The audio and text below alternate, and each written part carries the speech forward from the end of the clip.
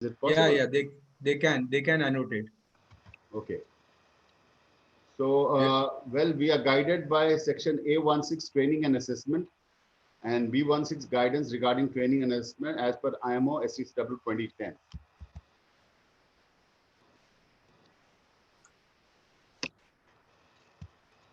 10 participants have raised their hand. They have to say something.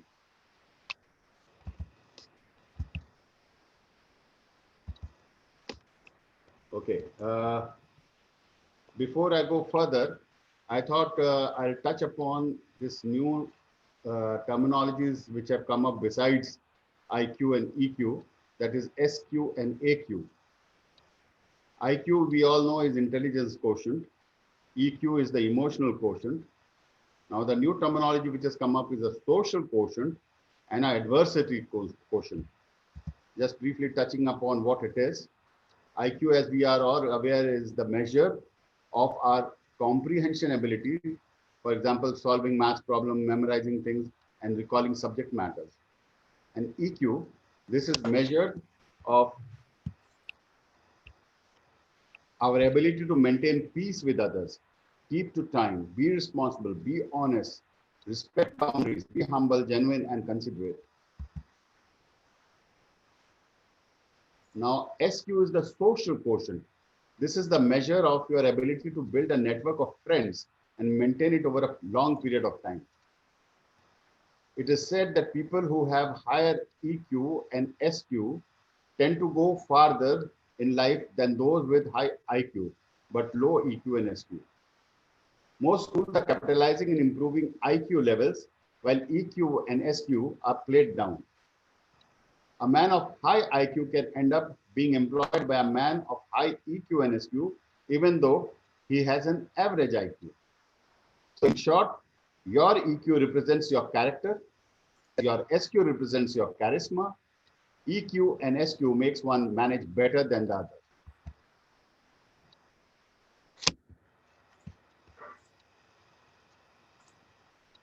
Now, there is the fourth one, and that is nothing but resilience. Adversity quotient, the measure of your ability to go through a rough patch in life and come out without losing your mind. In short, it is resilience. And AQ determines who will give up in face of troubles and many abandon their families and may abandon their families.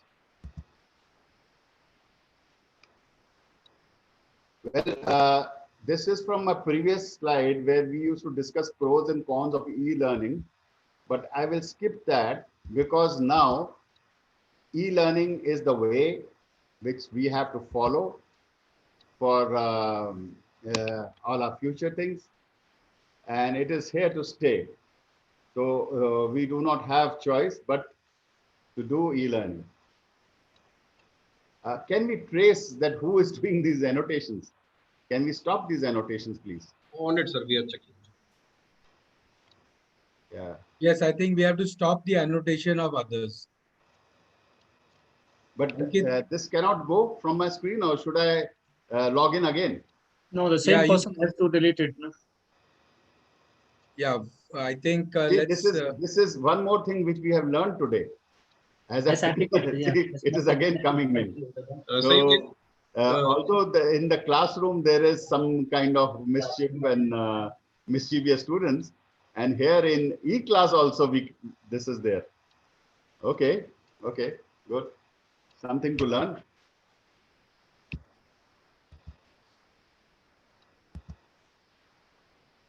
Okay, basically, now what I'll be talking about, what is a traditional learning, what is synchronous and asynchronous learning, difference between SIS and LMS, and digital practices in online instruction and use of various tools, formative, summative assessment tools, and how to succeed as an online learner. So requirement of blended learning, of course, online teaching tools, platforms for learning and interacting, like we are doing on Zoom today, tech support network and machines. I'm using my laptop, online formative, summative, and assessment tools, which I'll be throwing some light in later slides. And last but not the least, teachers' willingness and enthusiasm.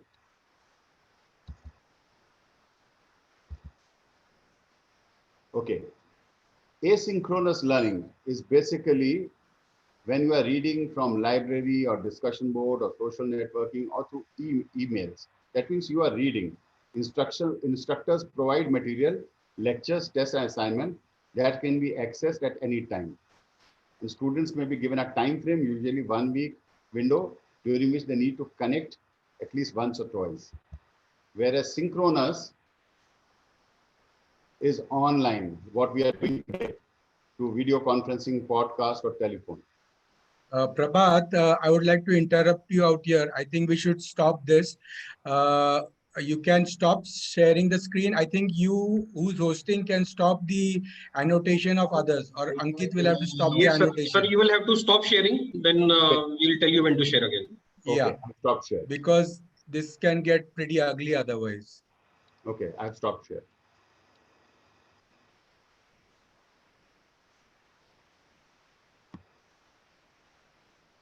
Is Dr. Malini Shankar in? Prabhat, please check whether you are going to Not yet, stop sir. the annotation or Ankit will stop the annotations of others. I think Ankit, he is the admin. Yeah, but who's sharing the screen, I think, can also stop. No, I Just have check stopped. I have stopped sharing screen.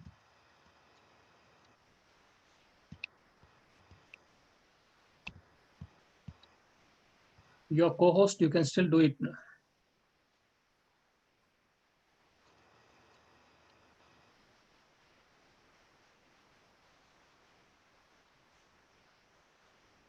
Somebody is saying I cannot hear audio. Well, if you press your audio button, which is on the left hand bottom, or okay, he can't hear, so I can't give instructions on audio. Basically, there is a machine and computer audio. So you have to switch on your computer audio.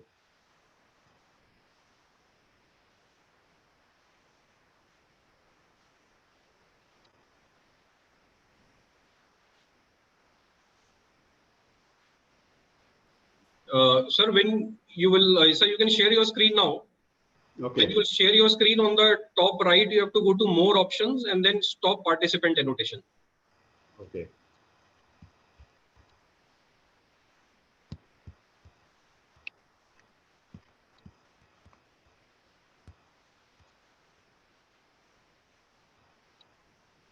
Prabhat, go to view options on top. Yes, I've done. I've done. Yeah. Can you see my screen? Yes.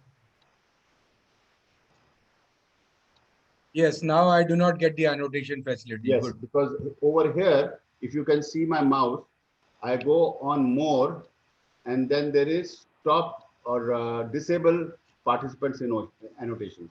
Yeah, now it's okay. Okay, so that was synchronous and asynchronous learning. Very simple. Asynchronous is like reading a book, reading an email. Synchronous is what we are doing right now, face to face. Then student information system and learning management system. These are two different things. Student information system focuses on record keeping, that is student info, attendance, grades, etc. Primarily used by school administration, but can extend to students, teachers, and parents. So various systems which we will use for e-learning or virtual classrooms for the students are SIS, Student Information System. And LMS focuses on delivery of content to students like homework, assignment, test, quiz, etc. Primarily used by teachers and students, but can extend to parents and school administration. So it's a broader version. And some examples are Schoology, Canvas, TeL and LMS, and in SIS platform, My School One, Quick Schools, Power Schools. These are some of the various platforms. Now, the new one which has come is GeoMeet. So we are using Zoom now. We also use Google Meet, Microsoft Teams, Skype, WebEx.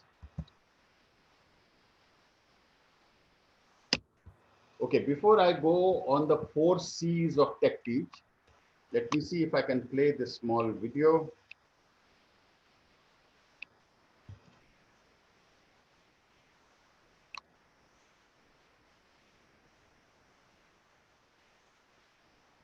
Can you see the video? No, not yet. Can you see the video? Not yet.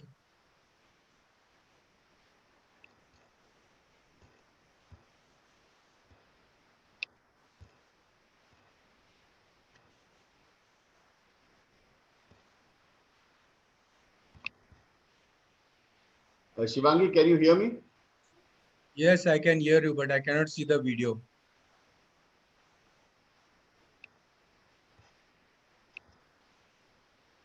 Was I audible? Can you hear me? Yes.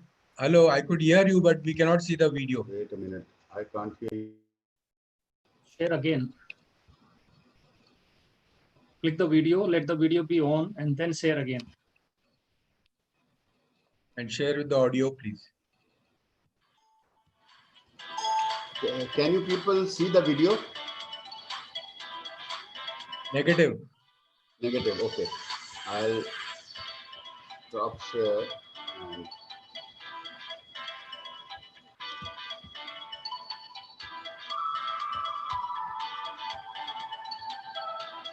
can you see it now? Yes. Okay. Let's start. Is audio also available? Yes. Yes, it is. Make it Okay, full great, screen. great. Make it full screen.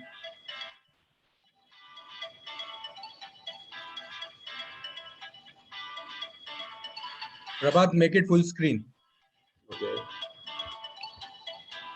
Yeah, down here, down here, down here. Square, square. Yes.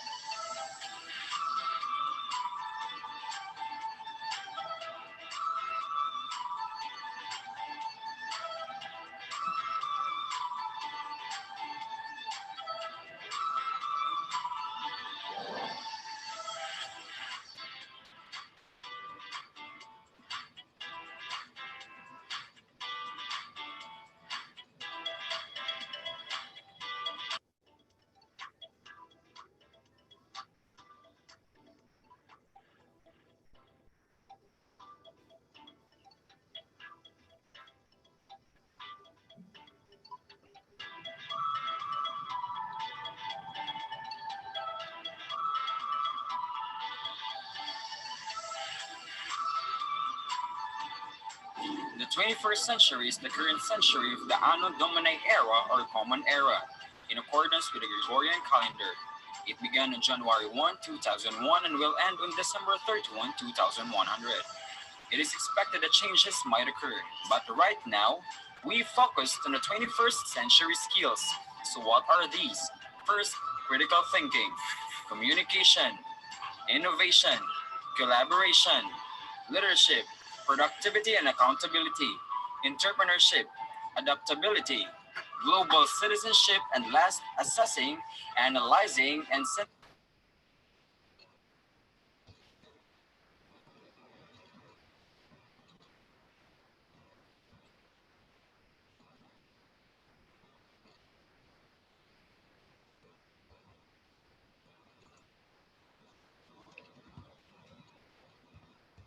leadership and entrepreneurship. Communication. Nowadays, teenagers and even the adults usually communicate by the use of technology, Facebook, Messenger, no matter when and where you are, if you have just entered. Critical thinking. Today, data is in theory at our fingertips. Gone is the educational form on memorization. Today's teens need to be able to access and process this data. To think critically, they must be able to conceptualize, apply, analyze, synthesize, and evaluate informations.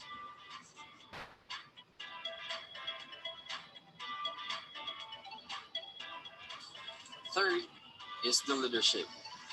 Leadership is intended to respond to the unique challenges and opportunities of today's world.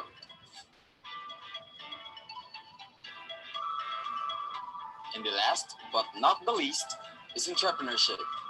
If you have business, the best way to disseminate information about it is to advertise. With the use of social media, Yes, social media. 21st century, online business is the new trend. One click, shipping, delivery, you now have your desired products. You just need, especially, internet connections.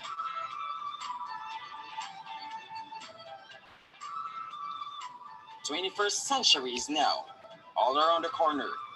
Skills related, everything had changed. And the people of today's society are changing every day. And therefore, so is the world. 21st century.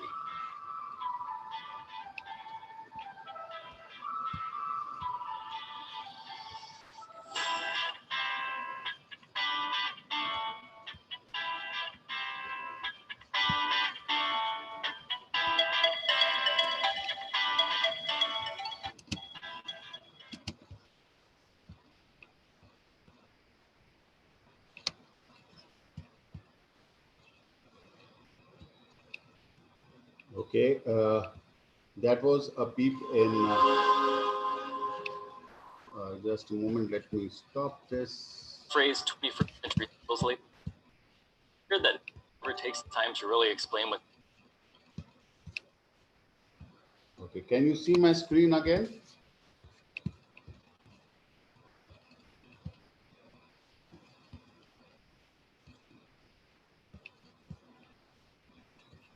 Not yet, sir. One moment.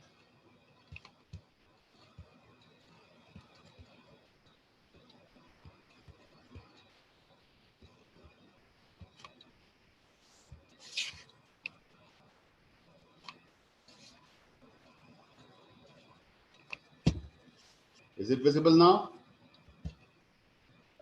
Yeah. Yes. Yes. Okay, so this is what the video was talking about. Basically the 4 C's of Tech Teach. That is collaboration, creativity, curation, and community. The arrows are other way around. And quickly, in next 2 to 3 minutes, I'll tell you, or rather, just introduce you to what is collaboration, creativity, curation, and community.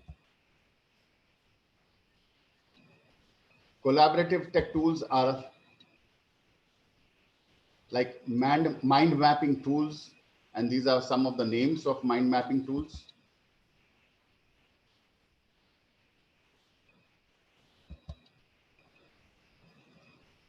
Then we have creative tech tools, and these are some of the creative tech tools: Flipgrid,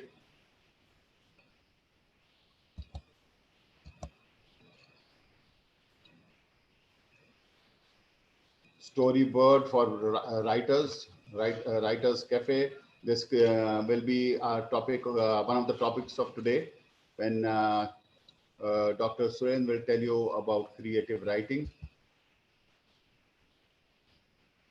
And the curative is basically curation is lot of abundance of data is available on the internet, and how to filter them out and use a useful one.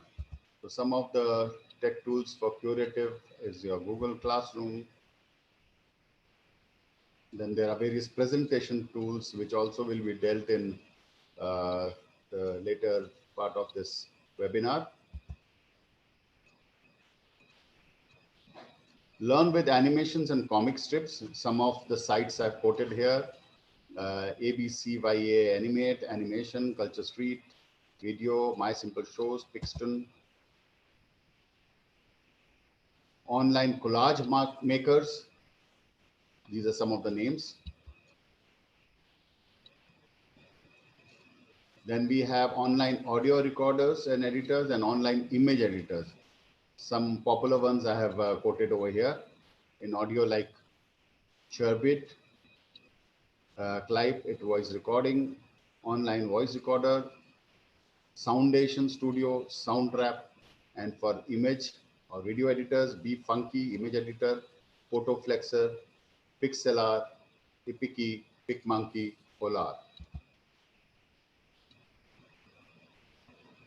Some tech tools for assessments. One or two of them will be used today. Socrative, Kahoot, quizzes. And now about the community. Creating a global community of learners. These are some tidbits, notes I've put over here. In this together, put yourself in their shoes, provide examples, commit to continuous improvement, be yourself, explain your expectations, add visual appeal, organize course content intuitively, scaffold learning activities. Further, I'll explain it over here, which out of when I learned all this, I made this my own formula. It is called PILE, P-I-L-E.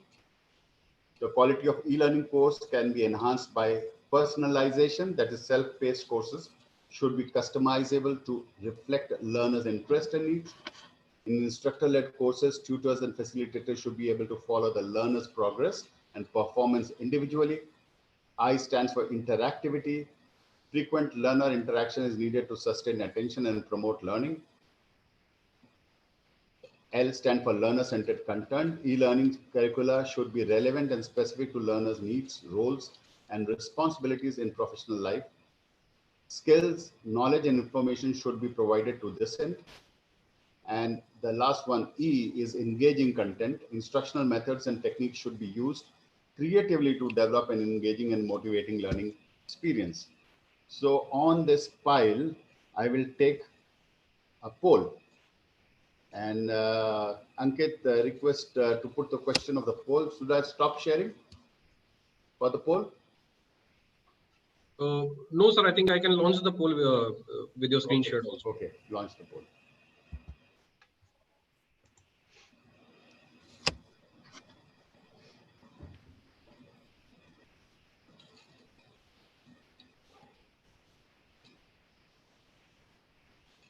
Okay, your time starts now. Do you know what is MTG?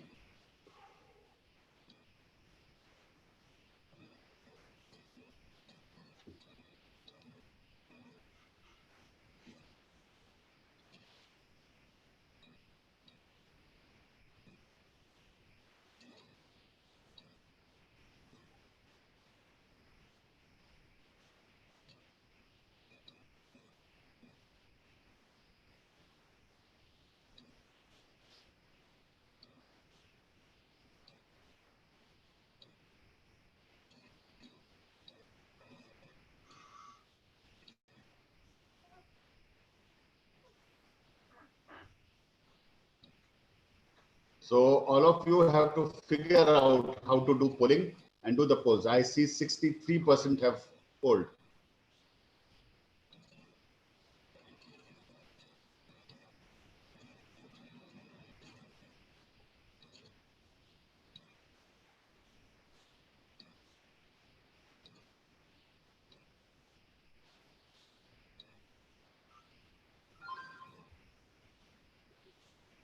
Okay, we can stop the poll now. Well, okay. So it is nearly 60% know what is MTG. For balance 40%, let me tell you, MTG stands for Maritime Trainers Guild. And our motto is very simple. We say there is but one wealth which grows by sharing, and that is knowledge.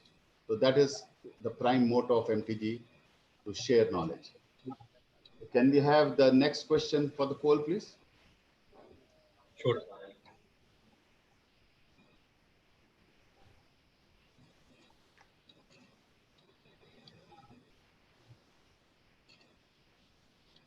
All of you who are here in TeL program, do you know what is a TeL program?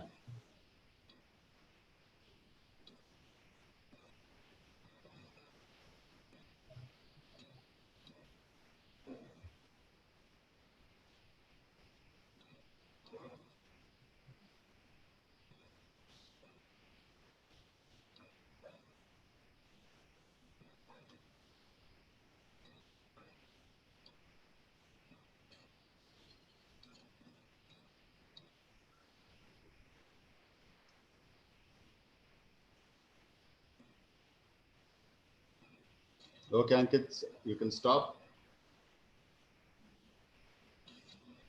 Well, there is a small observation over here from my side, and I'm sure other Gurujans must also be observing that if you don't know what you are attending, then it is this is okay. Train the e-learner program, TeL program, and I see 42% are not aware of what they are attending. So be there and be aware of what we are going to tell you. And you can stop the polling, please, before I. Yes, I'm back on my screen. Prabhat, I think this is one of the reasons why people should be also made aware that they're required to have the train the e-learners for them to attend, because it's a DG requirement.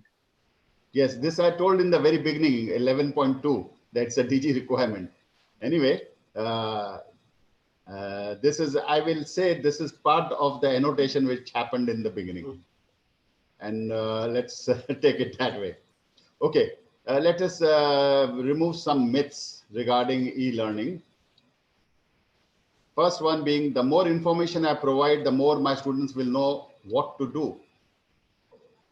Not so. Don't overload with information. The more content I provide, the more my students will learn. Again, it's a myth. All discussion forums have the same learning potential. I leave it to the good judgment of the audience. Students don't want to see, hear recording of me. Students do listen to the recordings later when they are preparing for the exam. So they want to rebrush what has been taught. Students are all tech whizzes. Well, I don't know whether it's a myth or it's true. I saw an example today. Some tech whiz was putting beautiful graffiti on the screen. In my if my course is pretty, then it is user friendly. Okay, some diagrams, some figures are good to catch attention, but don't just fill it with those kind of things. And in the last lecture of today, the presentations, they will tell you more about it. Successful face-to-face activities will be successful online activities.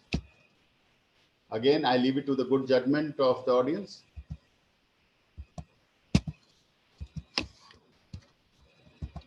And with this, I end my session. Thank you so much. Don't go away. I am just going to show you another screen where I'll introduce today's speakers.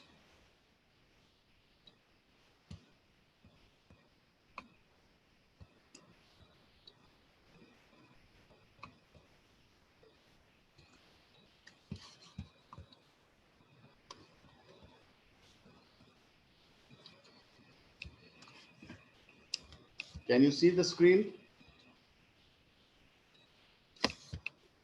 Yes. Okay.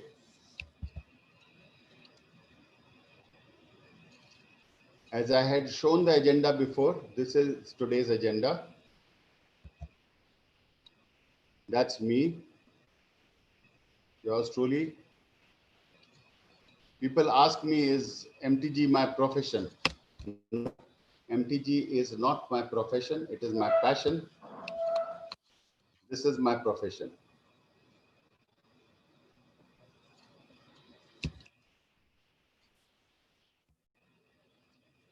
We have Dr. Surendra. Dr. Surendra, can you tell us what you are going to do today? Dr. Surendra is the Vice President of MTG, commonly known as DP Guru, sailed as ETO Electrical Officer, Chartered Engineer, Chartered Marine Technologist, former Principal of BB Global Maritime, former MD of Aquamarine, internationally experienced recognized maritime trainer, accredited management teacher. Dr. Surendra, please. Good morning, everyone. It's a pleasure to be amongst you and to share some of the information which probably you might convert into knowledge. Will you tell what you are going to do today? Yeah, I'm going to give you some information about the digital presentation and followed by content writing, which is important because all of us as a student, at some point or other, we get involved with the writing of assignments. And if we know about content writing, then I think probably we can impress our teacher and also gain better information and convert into knowledge by doing that activity. These are the two aspects I'm going to speak for about 25 to 30 minutes towards the end of the session. Thank you, everyone. Captain Sandeep Shivangi, who is the Secretary of Maritime Trainers Guild, Head of Training MTM, Extra Master, 22 years as full-time faculty, 11 years in LBS College, teaching up to Extra Master level. Next 11 years in 2 reputed ship management companies, introduced e-learning and LMS, a tech-savvy maritime trainer. Captain Shivangi, what are you going to do today? Hi, good morning, everybody. I will not be taking too much of your time. I'll be coming only in the end for maybe 4 to 5 minutes and summarizing it and some maybe a word of thanks to everybody. Thank you. Captain Kumar Haldorai, CEO of Sea Skills Maritime Academy, founder member of MTG, has trained more than 25,000 seafarers, external examiner with DG Shipping, actively participates in moderation of question papers, ambassador to the Sailor Society involved in social welfare of the seafarers. Captain Kumar. Yeah, good morning, everyone. And today I will be giving a presentation on netiquettes for effective learning, in which I'll be covering how to learn effectively and how to create a good study atmosphere and how you need to take care of your health, and then what are the netiquettes you need to follow when online, and a little bit topic on cyber security. Thank you. Captain Viraj Chichgar, Principal of Fleet Maritime Training Institute, founder member of MTG, joined maritime training after 20 years at sea, Principal of Fleet Management Training Institute, an experienced maritime trainer, certified faculty for multiple ECDIS models, a strong advocate of blended training, occasional corporate event photographer. Viraj, please. Good morning, ladies and gentlemen. Thank you for sparing your time on a Sunday. It's precious time for everybody with family. So thanks once again. I hope to take just about 40 minutes talking about a few apps, a few softwares, and a few hardware and software tools which are available, which could help making the e-learner's life a lot simpler and more effective. So thank you so much. I hope to see you at the session. Thank you, sir. Okay, I've saved the best for the last. Dr. Brijen K. Saxena, advisor of Tolani Maritime Institute. Well, actually, he needs no introduction. He's a giant personality as far as maritime education and training is concerned. He spent 5 decades in shipping, almost half in maritime education and training. Retired founder principal Tolani Maritime Institute, PhD thesis in application of total quality management in maritime education, post-graduation from the World Maritime University, Sweden, including short teaching assignments there, past president, Institute of Marine Engineers, India, member, fellow of many societies, including ICS, ASQ, Narottam Morarji Institute of Shipping, etc. Dr. Saxena, please.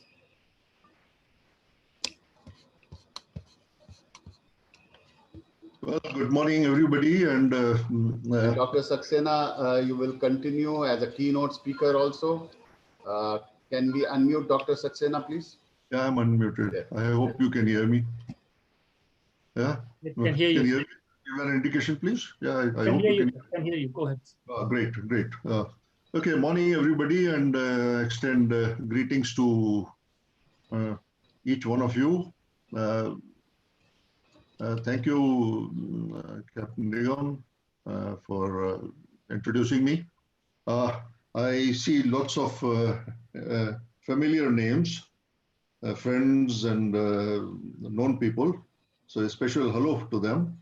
I mean, it's a good opportunity to at least, see their faces and, at least I can talk. They may not be able to talk, but I can talk, okay? I start by paying homage to the seafarers, okay? Because you all and majority of you are active seafarers. You are doing a wonderful job. Okay? A job which, unfortunately, does not get the required recognition from the public at large, whether, especially in our country. Okay. But you're doing a wonderful job all kinds of pressures, being away from your families, recession, and now this additional situation of COVID. So my compliment to each one of you who's hearing me, and more importantly, all those who are sailing all over the world or maybe away on leave and would be joining shortly. I also pay homage to Captain Subramaniam. We miss him and we will continue to miss him for a very, very long time. A pillar of maritime education in our country. I saw the result of the polls about MTG. I'll just spend a minute on that.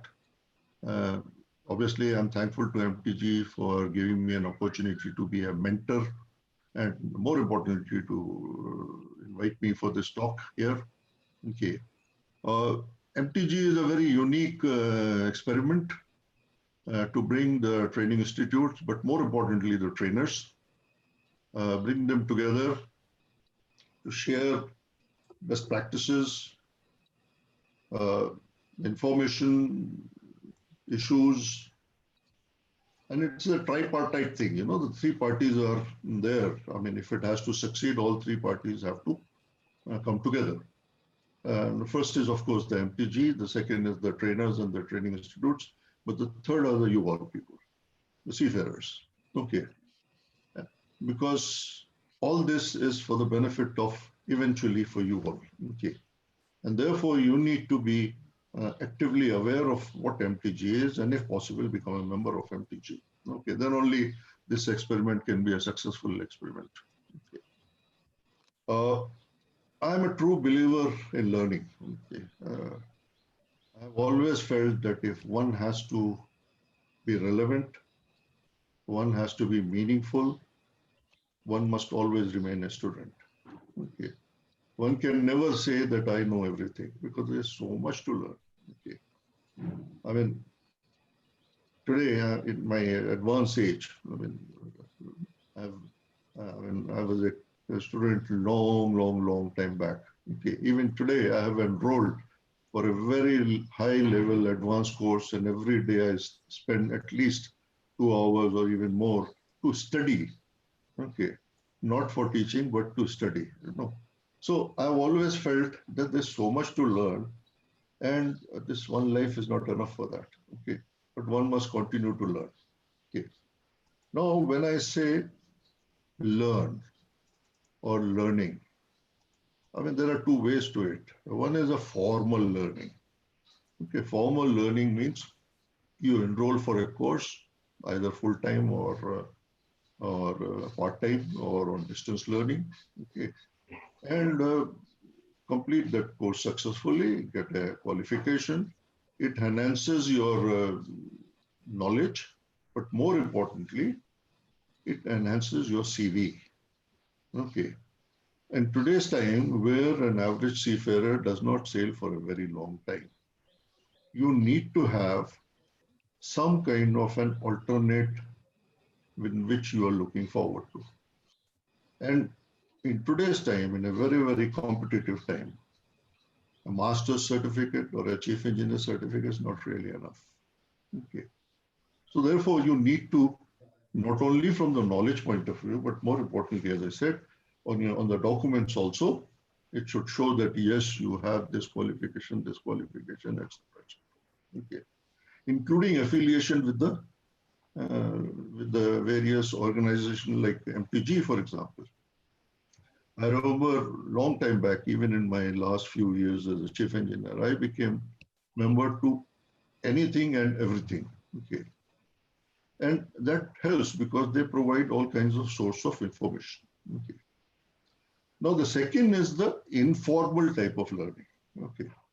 Now, informal learning is basically learning from our each and every day's experience, being observant. Okay. Maybe doing some value-added courses. Okay. Unfortunately, in our industry, the feeling is that one certified, always competent.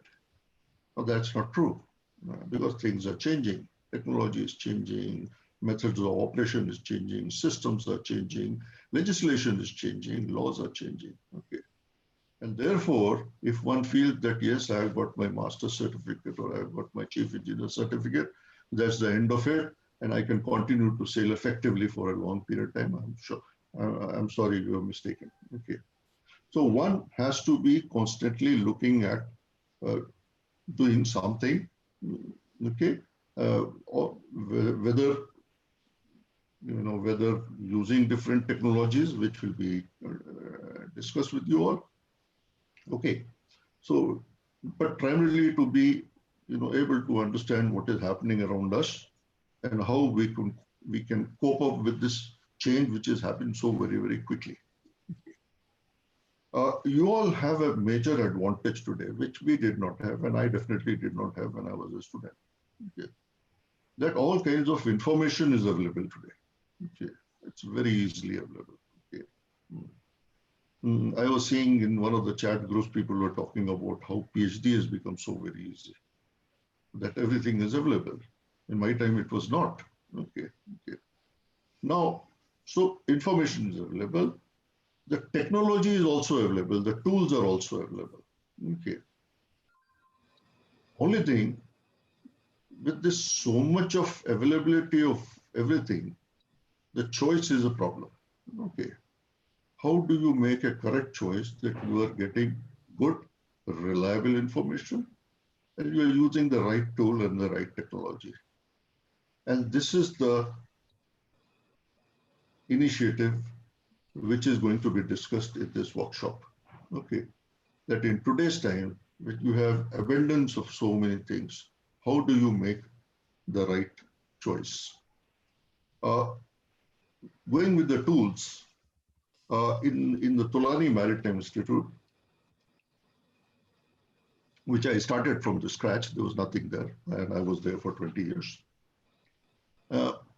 We had never discouraged the students to carry mobiles right from beginning. I said they can carry.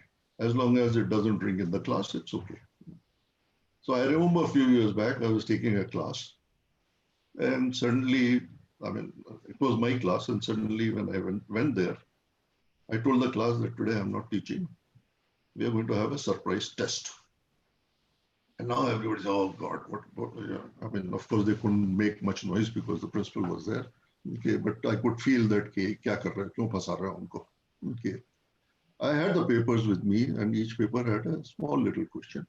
And I distributed to them. I said, but you have 15 minutes. Please write on this paper. The question is there, answer also you write on this paper.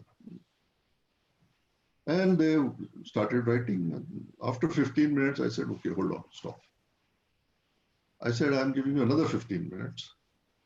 You move around in the class, discuss with your friends. You can speak loudly. I have no botheration with respect to that. And if you want to change your answer, change. If you want to add anything more, please do that.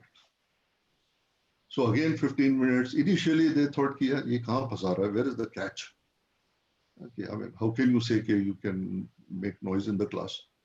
Okay, but then they started moving and a lot of activity. And after 15 minutes or so, I said, okay, now you stop. I said, now you take out your mobiles. I said, each one of you have your mobiles in your bag. Please take it out. You can use it to get to any site which you think is the right. And again, amend your answers for another 15 minutes. Again, there was it was some kind of a disbelief. Ki, bhai, ye kya ho raha hai? Aise kaise hota hai? But I said, no, please go ahead. Okay. So they did that for 15 odd minutes. And then I stopped and I collected the papers. Now the question is, what did I achieve in this? I was not interested in the test part of it. I was interested in which I achieved was that they could use Google or whatever was the right thing. And more importantly, they could do some peer learning, okay, which in today's time is sort of absent. Okay, people don't learn from each other. Okay, so that became such an exciting figure that they started believing in others. So I just gave you one example of how these technologies and things can be used as long as you have an open mind towards it. Okay. There are some pre-C cadets also in the audience. I've been told. Just a minute for them. Seafaring is a profession. It's not a career. Okay, it's a profession. And when one joins a profession, one needs to be professional. Okay. Now, how does one become a professional? You require knowledge. You require skills, of course, you've been told. And the third is attitude. Okay. Attitude to use both these things effectively and correctively. Okay. But more importantly, have the passion, have the courage, have the dedication. Okay. Then only you will become a professional. You see, all these foreign ship owners, they take Indians, not because they love Indians, but because they require a certain quality at a certain cost. As long as we are able to provide that, they are here with us. Otherwise, no. Okay, so the onus is on you all that don't think that the seafaring is like any other career and I can do that. No, you need to be a professional. You need to be trained as a professional. Okay. Another thing which I used to tell my students always, that no other profession or a career, except probably the armed forces, can give you that kind of confidence which the seafaring does. Okay. A seafarer can do anything and everything effectively, efficiently, and good. Okay. I mean, this is known fact. Okay. Now, this is not only about the work at sea or on ship, but anything. Okay. So therefore, the point I'm trying to make is that have that confidence in yourself, set certain goal, be focused, and work towards it. Remain a student forever. Okay. Keep on working on it till you achieve your goal. It's not necessary to get A degree or A class or 80%, 90%. No, nothing like that. As long as you are focused, you will achieve whatever you plan to achieve. Okay.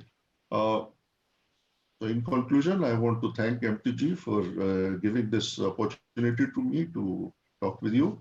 I hope some few words of mine would probably have had some effect on you, because I mean, as Captain Nigam said, I mean, I've been a person who have always tried to learn, although I was just an average student in DMT. But I realized that there is so much to learn. And I went for qualifications, actual qualifications, doing courses in commercial side, in law, in insurance, in financial management. I joined the Narsi Monji University to do a course. Okay, why not? There's so much. Okay.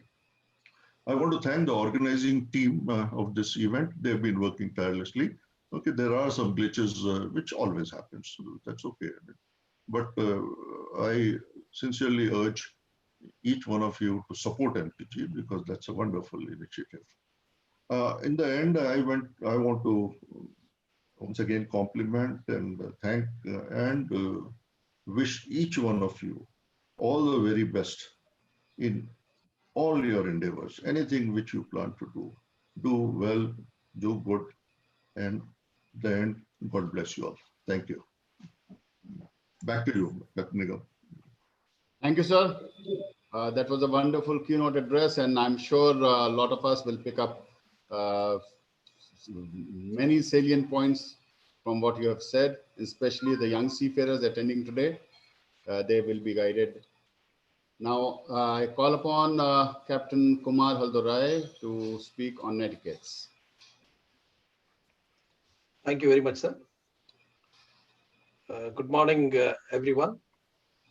It's my privilege and honor to address these learned, intelligent youngsters who are the future of the shipping industry. Hello. All of you one day will rise in rank to become the master, or probably the superintendent, or some of you could become the MMP surveyors.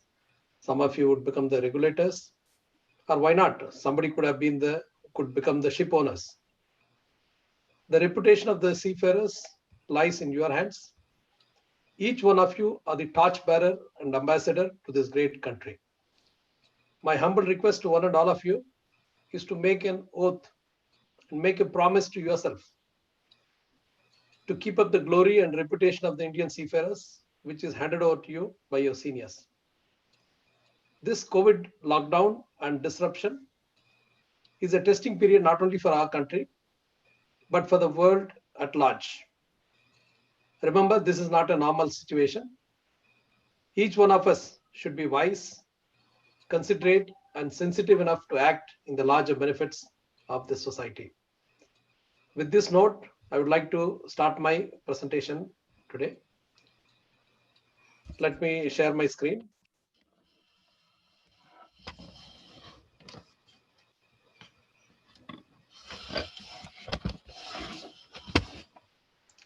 I hope you're all able to see my screen.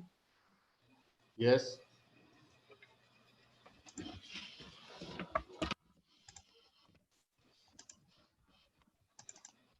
Okay, thank you. So the topic I'll be discussing with you all is how to learn effectively. That is, how to prepare your mind and the body to receive the information what is being given to you. How to create a study atmosphere.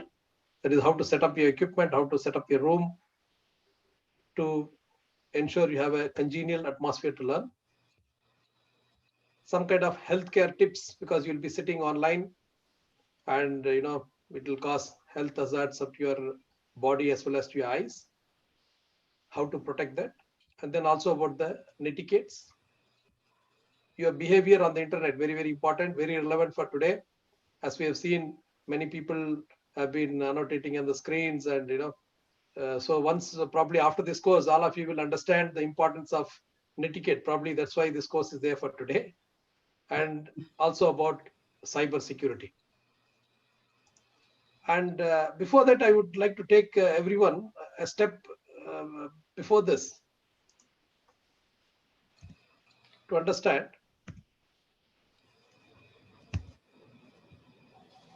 Give me a second, please.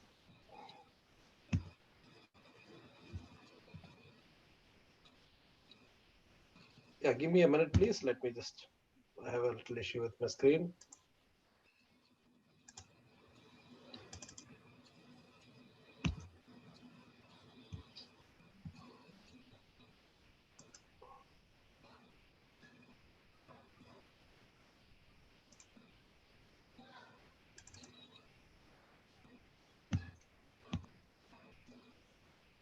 Yeah, I would like to discuss on why do we educate ourselves?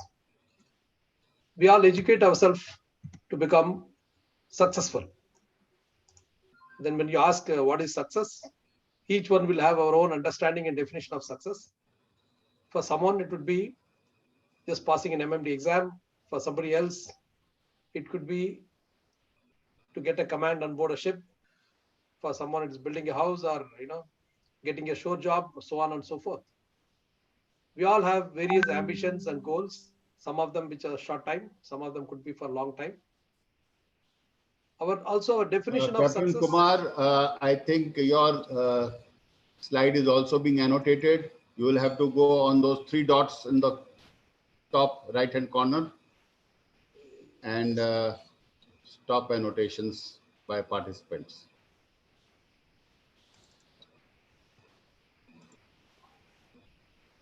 Yes, give me a second. Let me just do that.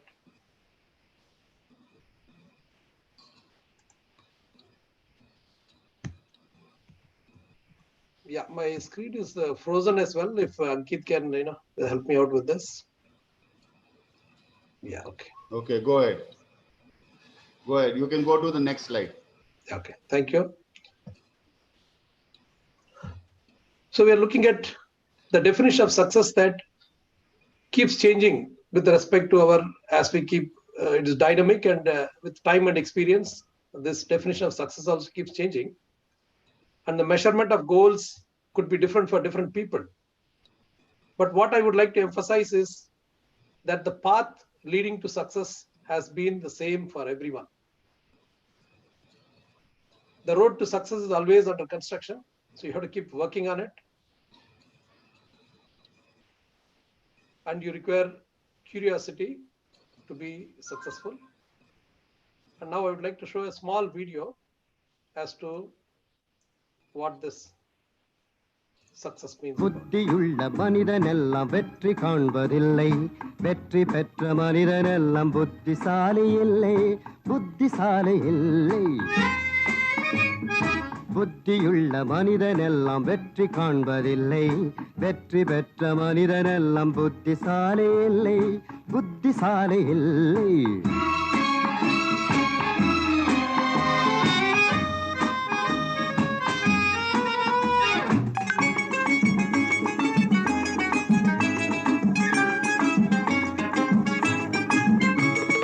பணம் இருக்கும் மனிதரிடம் மனம் இருப்பதில்லை மனம் இருக்கும் மனிதரிடம் பணம் இருப்பதில்லை பணம் இருக்கும் மனிதரிடம் மனம் இருப்பதில்லை மனம் இருக்கும் மனிதரிடம் பணம் இருப்பதில்லை. Gentlemen, that's a thought-provoking video. It's interesting to note that not all intelligent people become successful in life. Neither all successful people are intelligent. Success is what we dream in our mind and we pursue with passion. As I said, though the success is different for different people, the path which is leading to success is the same. All the successful people always have something in common, which is the same thing. So let me remind you all again, we are all learning throughout our entire life, trying to become successful, and so we are here today as well.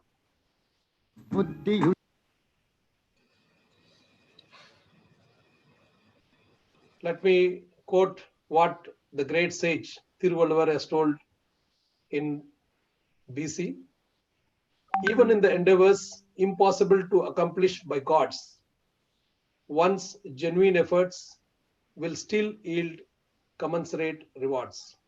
So keep in mind, gentlemen, your hard work has got no alternative. If you want to be successful, you need to put in hard work. As Thiruvalluvar has said, even if the Almighty God cannot accomplish this, He will reward you for your genuine effort, what you have been putting.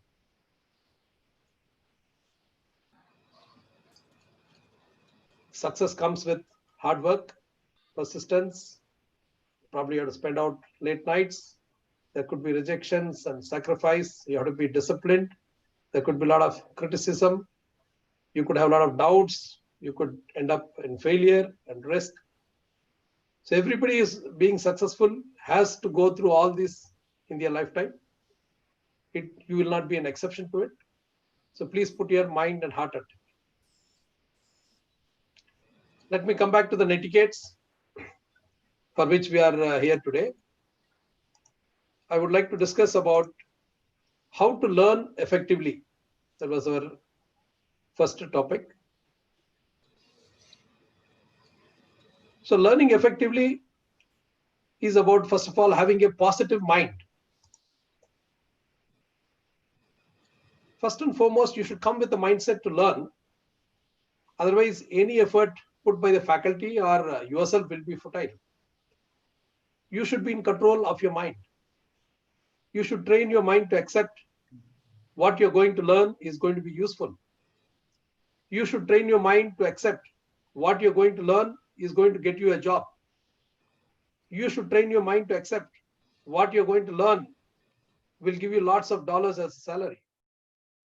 You should train your mind to accept what you're going to learn is keeping your luxury car and air-conditioned home and your family which is running. And train your mind to accept what you're going to learn is going to save your life and others on board the ship. Gentlemen, I would like to repeat this again. Please come with the mindset to learn and accept what you're going to learn is going to save your own life and others' life on board the ship.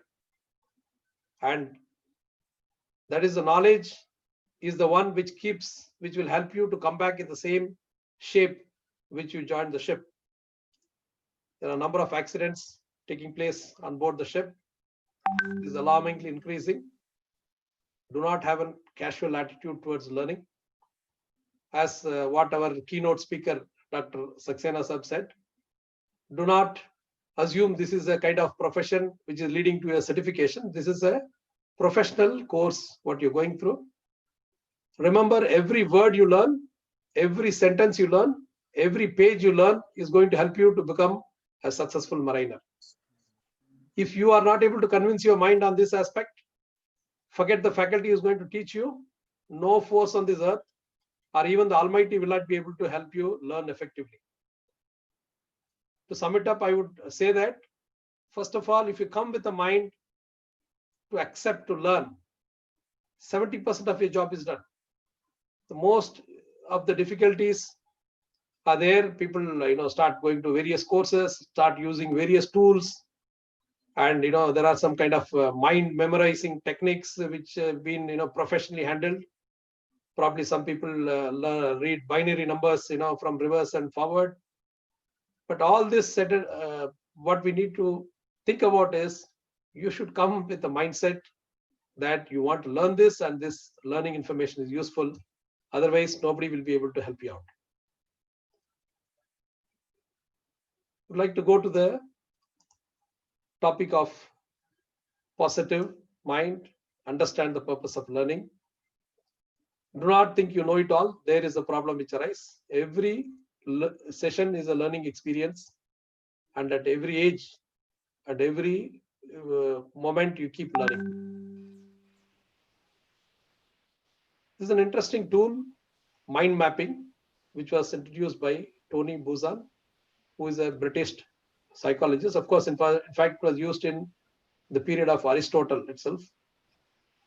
It is just about a central concept, and then you have branches.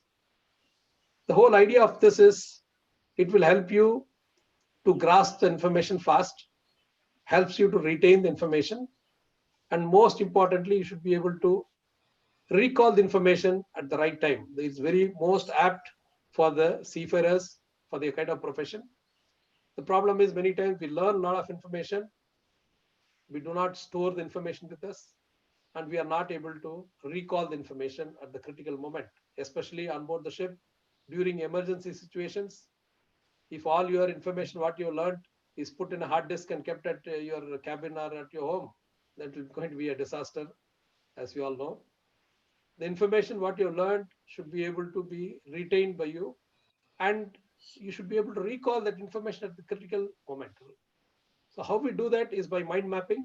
All of you can Google and check it for the youngsters. Just go and put mind mapping. There are a lot of tools, even online tools are there.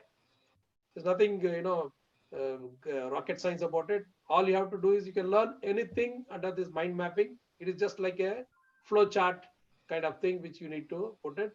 And research has shown that this mind mapping has helped almost about 80% of the students to understand the concepts and ideas better. So I just shown about this mind mapping, what it is there, very much available. All the youngsters are tech savvy. You can just go to Google and check this and download a software. Free softwares are available. Even you don't worry about software, you can just take your notebook, take a paper. For example, you just want to write about how do we learn. Just put a circle and say, how do we learn? And start putting the branches all around. For example, for learning, we can do it by introspection, by reading, by learning from others, by knowing the traditions, learning from doing mass media, so on and so forth. And then sub branches into that. For example, how do we learn by formal means? Is by seminar, by training course, convention, a lecture. Even if you want to branch out the lecture, you can put it.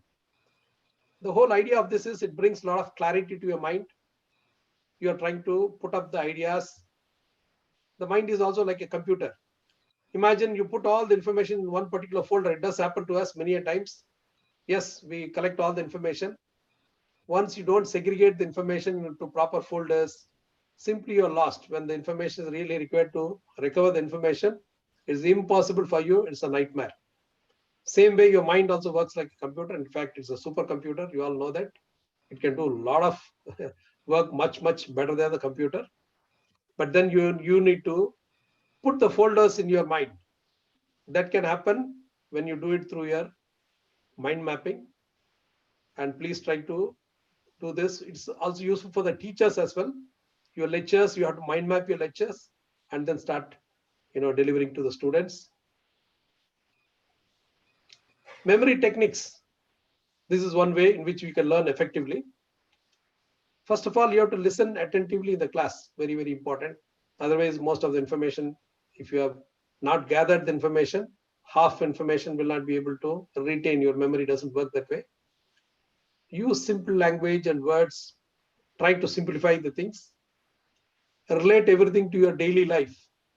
Try to make examples in your daily life or whatever activities you are doing. Try to create a link between each of the activity so that you can be able to retain a lot of information in your memory. There are a lot of seminars, webinars conducted all around.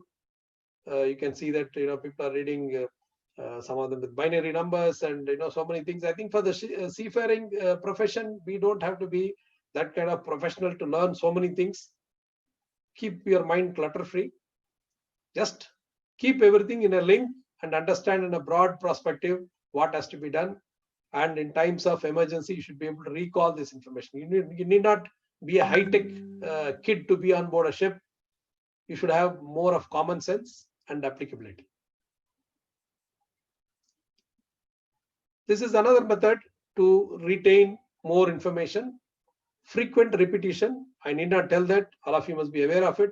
More the number of times we repeat, better we have the information recorded from our short-time memory to our long-time memory. We all know that any information which goes is like a computer. It just goes to a temporary memory. Then you need to put it to a permanent memory. Our short-term memory, whatever is interesting to us, that alone gets automatically transferred to the long-time memory. But rest of the information is just lying there. In a couple of days, they will get erased. So how do you want to put maximum information into your long-time memory is you need to keep repeating. For example, you study a subject for about 1 hour in a day. Probably next day you can repeat for about half an hour. The third day about 15 minutes, then about 10 minutes, 5 minutes. Every week spend some 5 minutes to repeat it. Probably after 2-3 weeks, most of the information will go to your permanent memory. Believe me, gentlemen, there are a lot of research which has been done. All the supercomputer and all the tools what we get online, as the beginning of the session we said, they are only tools to help us into this. Our human mind has not changed much in the size from the times we were our forefathers ape till now. Though the computers have become supercomputers and in a very small laptop you got a number of information, but your mind has not changed in any way. The way it is retaining the information, the way it is storing information, from our forefather ape till now, it is the same thing. So if you want to put all your information to your memory, these are the methods which you need to do. Your supercomputer or your mobile phone having a lot of information and data, or your Google will not going to help you out in putting this information to your memory. You have to do it on your own. Storytelling. Everything you need to make it interesting, make it thrilling, have a lot of suspense in that, a lot of fun and climax, and link the events. Any subject you study, first of all, your interest is there, and you try to map everything into a storytelling kind of thing. This will help you to retain a lot of information. Also, you need to cut out on distraction. Most of the times we are in the classroom only physically. Nowadays, being online, the faculty will not be able to observe you. You're just probably, your eyes are just looking at the screen, but mind is all over. Some of them put their mobiles down and keep sending messages to their friends, or some of them are into other activities. But then all said and done, gentlemen, you are just wasting your time. It is going to be of no use to you. As we said, the pillars of success, if you want to succeed, you have to put in hard work, This is all up to you. You need to train your mind to be in the class. Create a habit to study. Very, very important. Remember, habits are initially like your spider webs, but as you keep practicing, they become strong cables. Even you want to cut your habit, it's not possible. So create good habits. Studying is a good habit, and knowledge is power. There's no need to tell. In this whole world, knowledge is most powerful than anything else in this world. If you want to be powerful, if you want to gain knowledge, if you want to be successful, you need to create a habit to study all the time, wherever it is. So the next topic I'm going on to is to how to create a study atmosphere. We have seen that how we are able to gain maximum information. Now we are looking at how to study, create a congenial study atmosphere. First and foremost, you need to designate a study room for yourself. Tell your parents, tell everyone that this is your school. I'm sure that your parents will not come and disturb you in your school. Every parent or every family member wants their kids to study and become successful. So please tell them, do not use your kitchen or your probably hall or something where somebody is watching a TV and people are moving around cooking in the kitchen. There's going to be a lot of distraction. Use a table and chair. We can see most of the candidate could be lying in the bed or probably lying on the sofa. No, use, because your attitude is very, very important, not just for the faculty alone, it is for yourself. The moment you dress yourself and put up and say that, yes, I'm going to study, this itself is going to change your mindset. Ensure adequate lighting and ventilation is there in your room. Use a laptop and a desktop instead of a mobile phone. Remember, mobile phones have a very small screen. It will cause a lot of strain to your eyes. And for a seafarer gentleman, very, very important. Probably mobile phone is very, very easy to handle. Wherever you go, you can just pick up the mobile phone and then just, keep watching it. But the problem is it will cause a lot of strain on your eyes. And for the seafarer, eyes are very, very important. You might lose your job if you don't have a proper eyesight. Not only losing a job, in your own personal life, imagine you have an eyesight problem, then it's going to create a lot of hassles for you. Ensure the light falls on your face. You can have a small kind of lighting behind you, in front of you, so that the face is lighted up. You can use a good quality of audio or a microphone. Ensure you have enough bandwidth and battery backup with you. Many a times, the battery is down, you forget to charge your mobile phone or you charge your laptops. And very important, dress appropriately. No pajamas or lungi banyans over there. You are representing yourself in presence of so many people in public. And most of the times these have been recorded. And it is also probably the institutes will put it on YouTube and other things. You don't want to show yourself in a bad light where you are, inappropriately dressed and it is being broadcast everywhere. And of course, as I said in the beginning, you all are the future masters of this industry. You are the future, probably ship owners. I don't think any ship owner would like, after a few years, you become a ship owner and watch your own video and find out that one day you are sitting in a class which you are inappropriately dressed. It will not look good on you. There's a small video. Let's watch this. How you need to set up your equipment.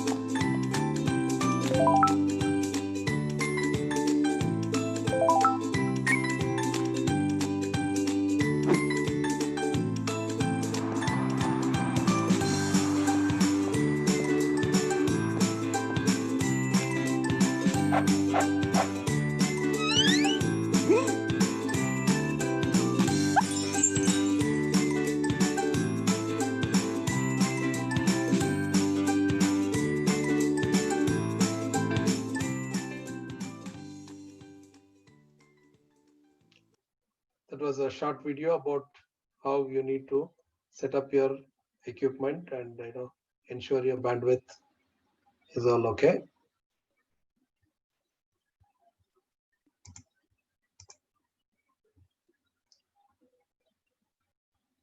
We can see, gentlemen, that because of this technology, all of us are in a big hurry.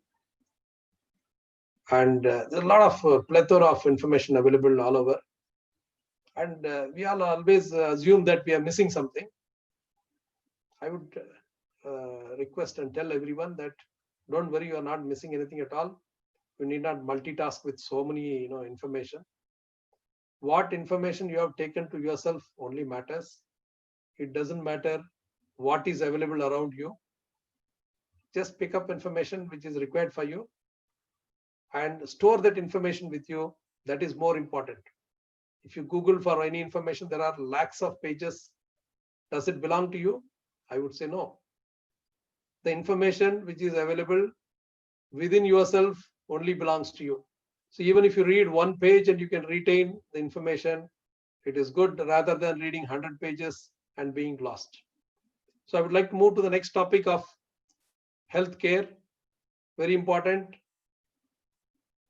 Take care of use a chair and a table. It is good for your back and your body postures.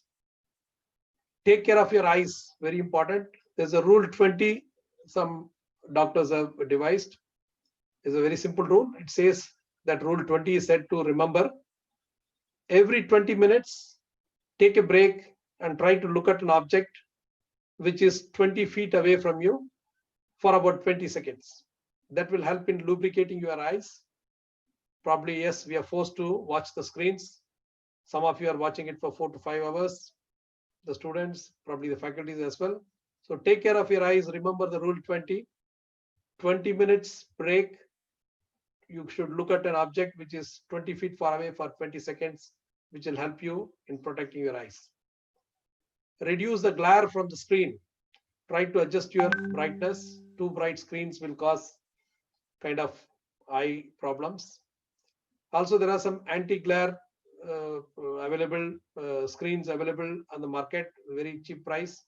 You can just Google and check anything anti-glare. A small sheet comes, you can just stick it on your screen, which will be helpful because the radiation from your system or your mobile phones could cause damage to your eyes because you've been watching this for quite some time.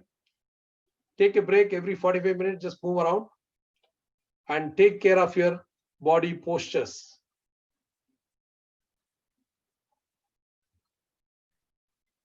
If you keep a bad posture, it is for a prolonged time. You might have pain with your neck, with your back, with your joints. Sometimes it will cause permanent deformation of your spinal cord and be a permanent health hazard for you. Please take care of it. See what kind of body posture that can cause headaches. Also, if you sit in a wrong position, we will not be able to perceive the information, will not be able to take the information what is required. It will lead to bad concentration. So your entire 1 hour of time is wasted. So it is suggested that you set up a small study room and then sit on a table and chair as you do in your colleges. It is much worth it for your long time benefits of your health. If you sit straight, there are a lot of benefits. You can breathe in larger amount of air, which will aid in better learning. You need to support your back and the legs are touching the floor, otherwise you'll have a spinal problem. Suppose your chair is very high and you are not able to keep your foot on the floor, please take care of it. Put a small stool or you change the height of your chair. This will lead to some kind of back problems. Adjust your monitor, very important. Sometimes we keep it on the lap and sometimes on our mobile phones we keep holding in our hand. Remember, it will cause stiffness of your neck and then cause permanent deformation of your neck. Very sensitive to your entire spinal cord. So ensure that the monitor is in a position where the neck is relaxed, probably at the eye level. And if possible, practice yoga. That will help you to regain and retain your posture. So let's watch another small video regarding this health tip. Short videos are very good rather than talking about for a long time. The videos will help you grasp better.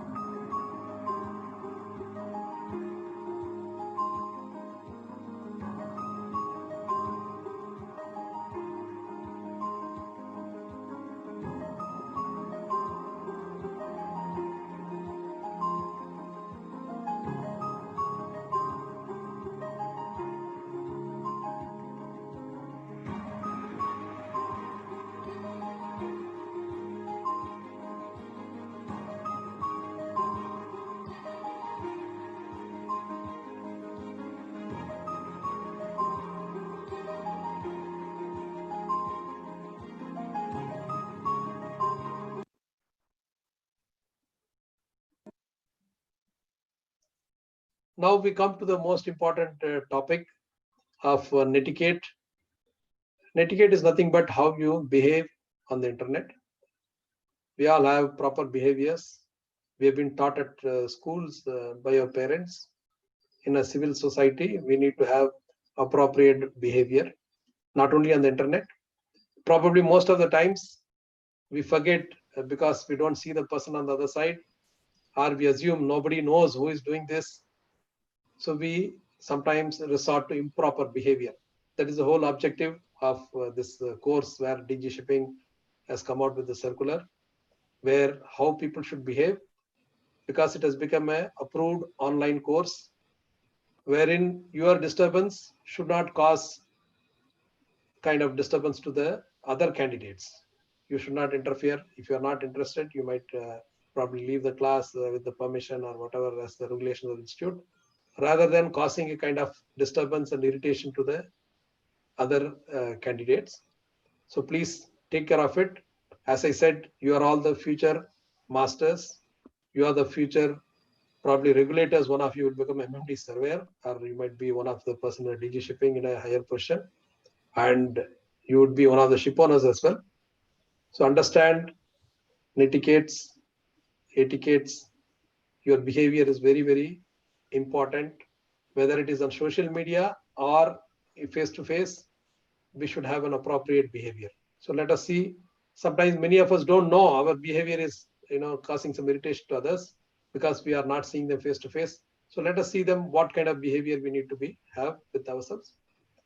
Proper manners and behaviors online is nothing but etiquettes. Respect other people's time and bandwidth. Avoid sarcasm, humor which might offend others.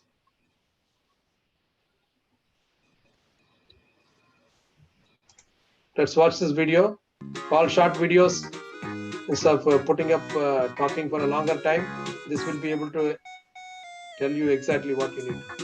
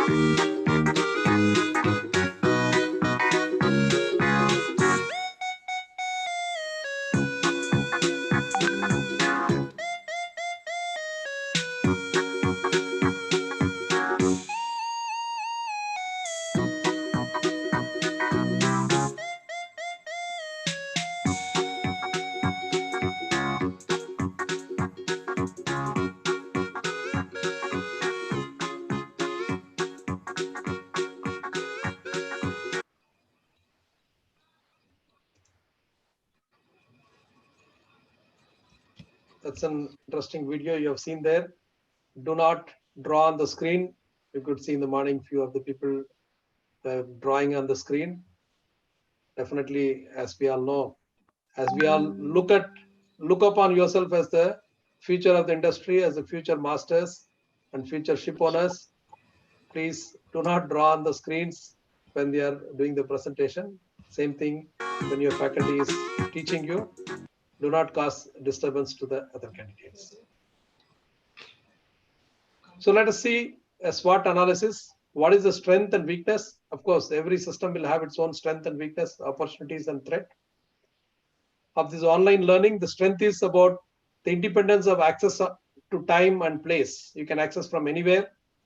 The impartiality, enhancing the individual and group participation, exposure to global standards of education. You can have a teacher from any part of the world who can teach you.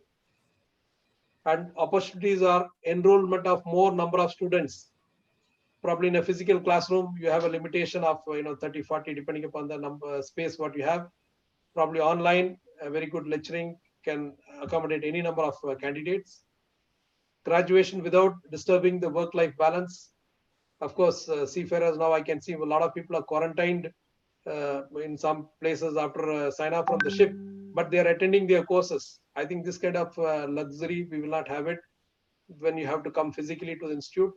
Many of them are attending from the hotels where they are quarantined, and it's time saving and cost effective also. You need not travel all around the place, and education for all category of candidates. Of course, every system will have its weakness. Absence of a teacher, there's a physical teacher as a mentor. Access to unsupportive information. That's what the student should be careful. In the next session, they will tell you where you will get the authentic information from. And the student assessment and feedback could be limited because of the physical absence of a teacher and a student.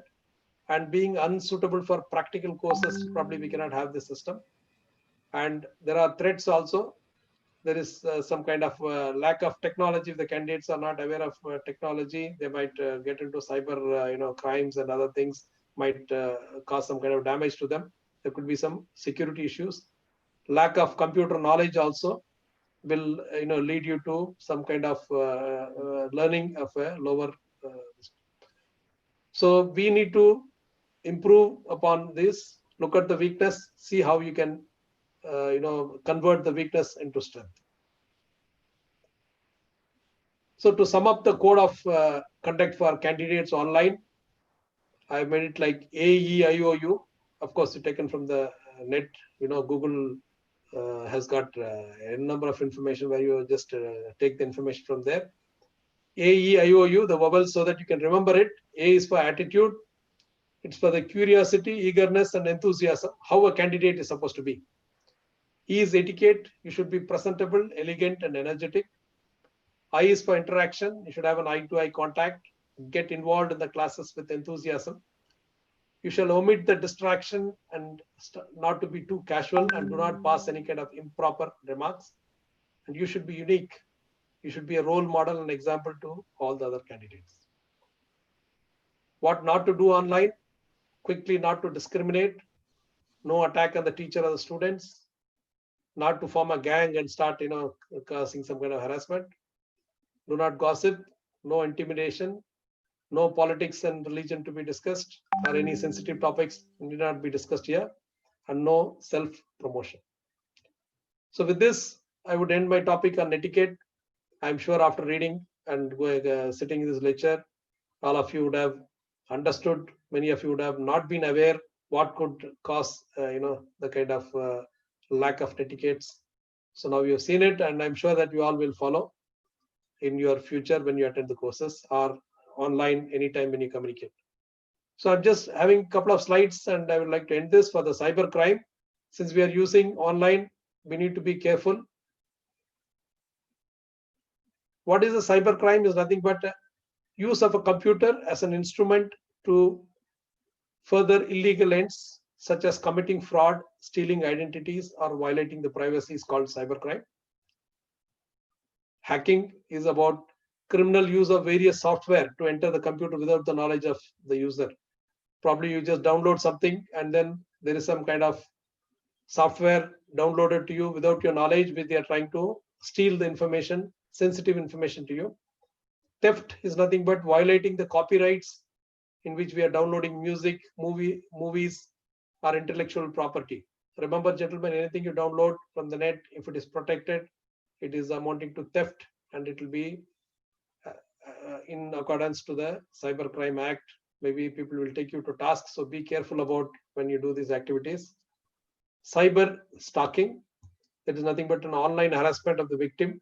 Somebody might take data from you, your email or your phone numbers from the internet, keep calling you and trying to harass you, trying to find some weak point. And phishing, an attempt to obtain sensitive and personal information from the user. So these are the types of different kind of crimes which will take place. Of course, IMO has come out with some guidelines, and you got other flag state guidelines regarding cybercrime. It is all for the bigger, for the companies and so many other activities. Probably all of you have watched a movie wherein one person takes over the entire ship, passenger ship, and then he remotely operates it. That's on a high level. We as students and for our own use, probably if you're aware of these things, I think it should be sufficient enough. What are the causes? Why people, this cause of the cybercrime is very easy to access, because they have to just come into the log on to net and come into your system. Availability of all data in one place, because you have a lot of information in one place. Somebody would like to steal the information, very easy to steal it. Complex to understand, as there are so many applications.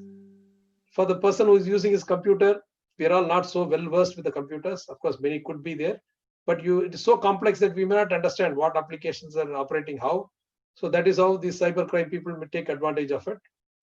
Very important, no evidence and proof of theft is there. That's the reason people will try to steal your information, because they do not leave any kind of evidence, or you cannot get any proof that so-and-so person has hacked your system. How do we protect against the cybercrime? Very, very important is, do not put your personal information onto any kind of computer, mobile phone. Passwords, we are all used to it because we forget. And of course, we have so many passwords also. But very sensitive password of your bank details or other any sensitive information, please write it in a diary or in a paper and keep it safe. Do not put it in anywhere. There might be a lot of apps which are there which will tell you that you are going to protect your password. Nobody can hack it. But remember, anything will be hacked. Everything can be hacked. So there are people who study this. They call it ethical hacking or whatever. They study hacking to find where they can take it out. So please do not rely on this information.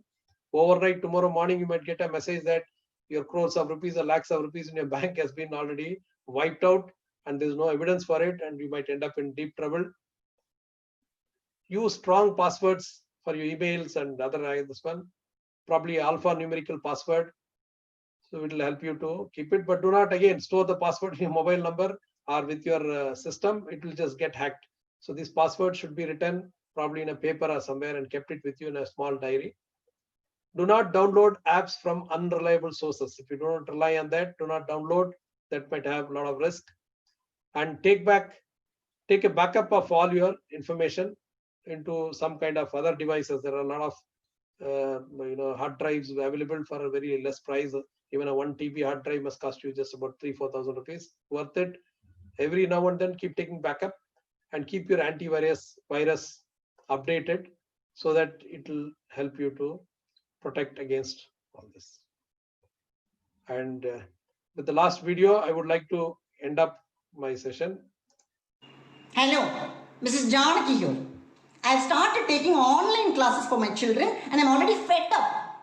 Pasanga class attend pandrangallo, all the parents come and sit in my class nicely.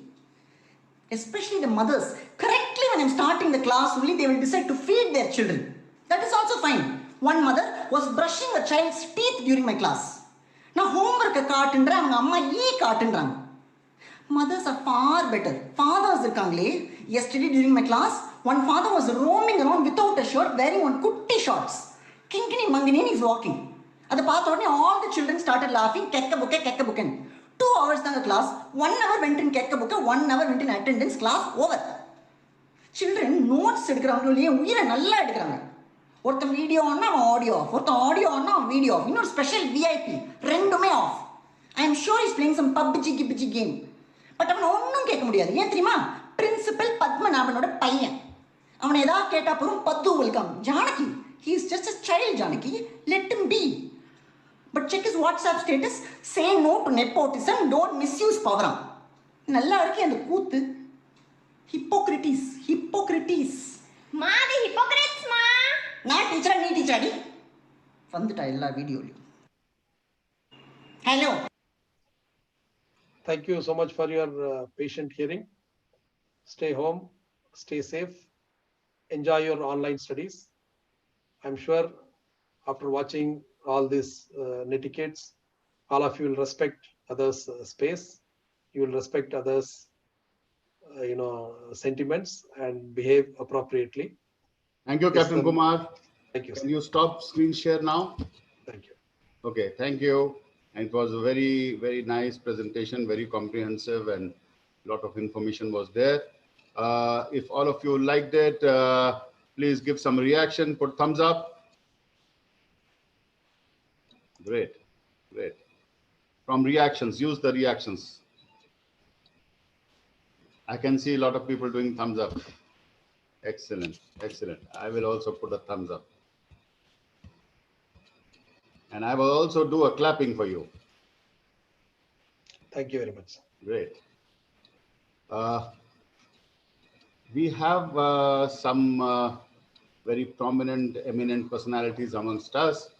I've been trying to contact them through WhatsApp if they would come to the fore.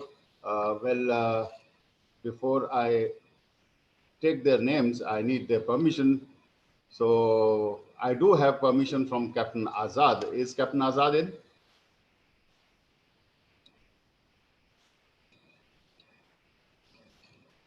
Principal Officer of Cochin, Captain Azad, is he in? No, sir. Okay. Okay. In that case, I will call upon our next resource speaker, Captain Viraf Chichkar. Please do your presentation. Thank you very much, sir.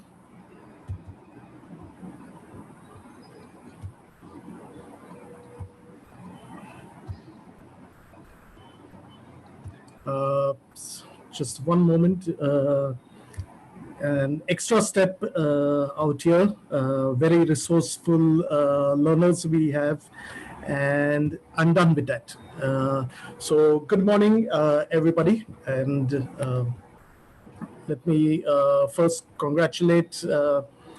I in fact appreciate the fact that somebody figured out that the annotation was left running open, and that allowed us as trainers to learn. So trained e-learner is not just about teaching for us, it's about learning. So thank you so much. Everybody learns from each other. That's the whole idea of knowledge sharing. If I could now have a 40-minute slot for my presentation, and it's going to be a quick chat on useful applications, apps, more commonly known as apps, websites, and other tools for the e-learner. So we'll take it ahead from here.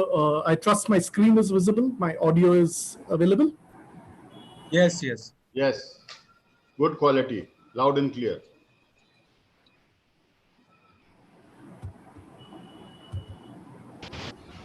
Okay.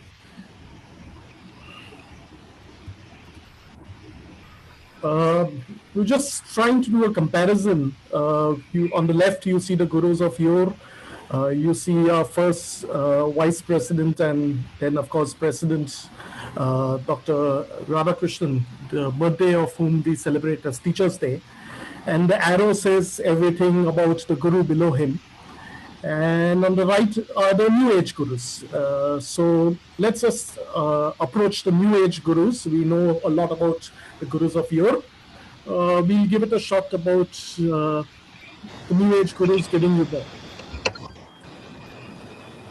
Okay, it's not a poll, but we have a lot of text conversation going on the chat. Just a small request, if everybody can write what they think is the name of the largest university in the world. Can I just have a bit of cooperation and have the chat having a few responses, please? If you just type in the chat what you feel is the name of the largest university in the world. We can give it 10 seconds. Everybody, just to feel alive. Okay, here goes. You'll get the name and, of course, the brand of the largest university in the world coming up on your screen right now. I don't think most of the participants on this Zoom platform and a lot more on the YouTube platform would disagree that WhatsApp University is by far the largest university in the world these days. You know, with the tagline, where ignorance is bliss. So let's move along on how effective WhatsApp University is. I'll just introduce you to a WhatsApp professor coming up in the next slide. Here's how you make brown parents believe literally anything. You're going to start with a plain background and write whatever you want, but just make sure you write it in this font. That's crucial. Now mention any religious text and talk about body, mind, spirit, or something like that. And make sure that you mention a Harvard scientist helped confirm ancient wisdom, because we love those headlines. Don't actually mention anything about the research or the wisdom. Just make sure you say it was done by Harvard. Now make a diagram that looks scientific and religious at the same time, and throw some Sanskrit on there. Don't worry about accuracy. Beautiful. Now mention some chemicals. I chose Kanye and Drake's name and made them look like compounds. It doesn't matter if they're real or not. Our uncles and aunties have PhDs in science, but that's no match for WhatsApp. Now pull in some pictures of pines and nuts or leaves or whatever, and just say how they're generically good for you. Be as creative as you want. Don't let reality hold you back now. But do make sure that you draw arrows and circles so they know what to look at. Now it's imperative that you insult Western medicine and culture at this last part. You know the drill. 3 dots, 3 exclamation points, cite your sources, and make the image quality a little worse. And that is perfection. Ladies and gentlemen, if you could join me in giving a thumbs up for this beautiful creator, you know, the WhatsApp guru, I would love to see a few reactions of thumbs up. We have to give credit where it's due. Amazing WhatsApp professor. You can't deny the fact, the effectiveness of WhatsApp. Personal experience I can share. I have, of course, like all of us, long-standing relationships with my classmates. Classmates who I know were caught copying in their biology paper back in school. Today, thanks to WhatsApp University, content कुछ भी हो, reach amazing है WhatsApp का. Today they are experts on vaccines, they are expert on virus, they are expert on cytokine storms, sorry. They are absolute experts on COVID-19 thanks to WhatsApp University.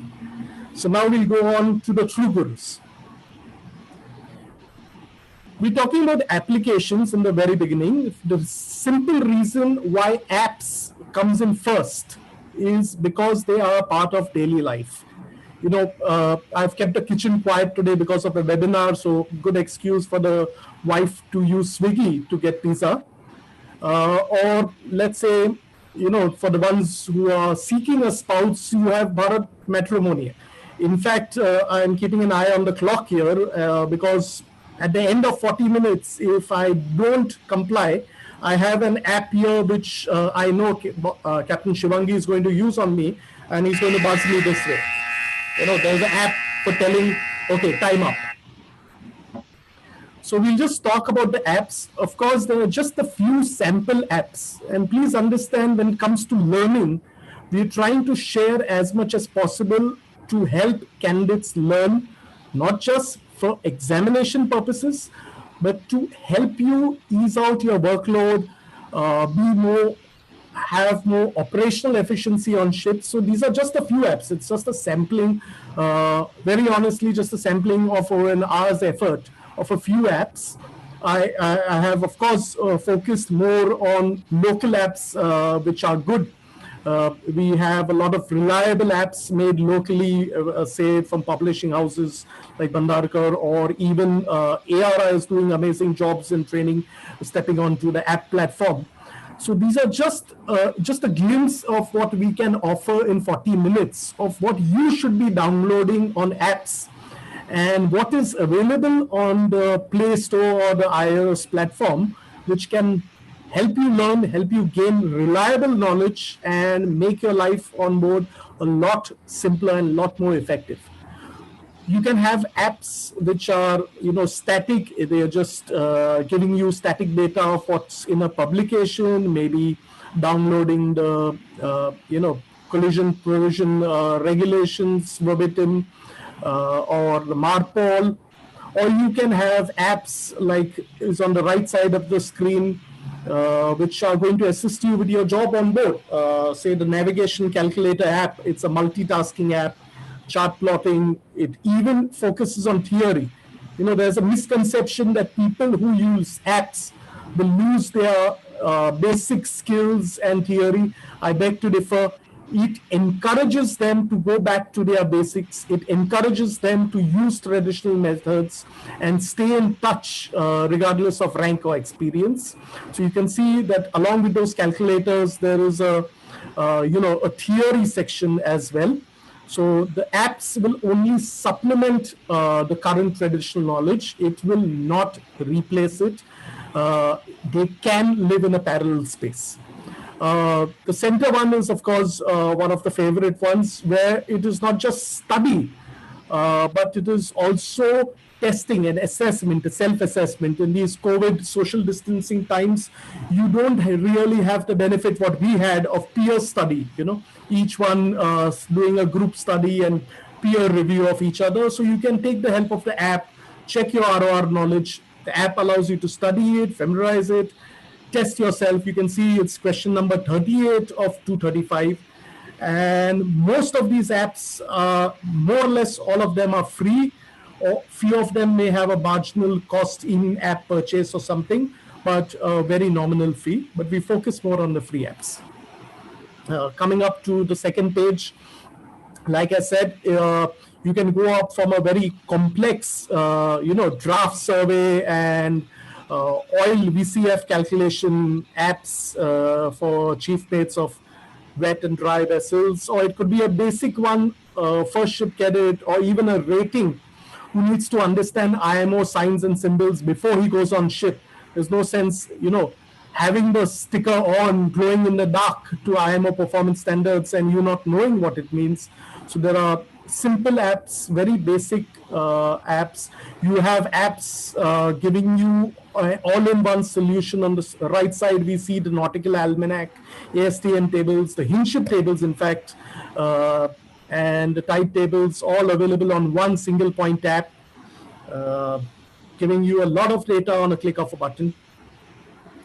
Then there are apps which a lot of us were not aware are provided by stakeholders. So whether it's DNV, Lloyd's, whether it's Shell, all of them have apps, and they have interactive apps like checklist. You have an ISM and ISPS pocket checklist.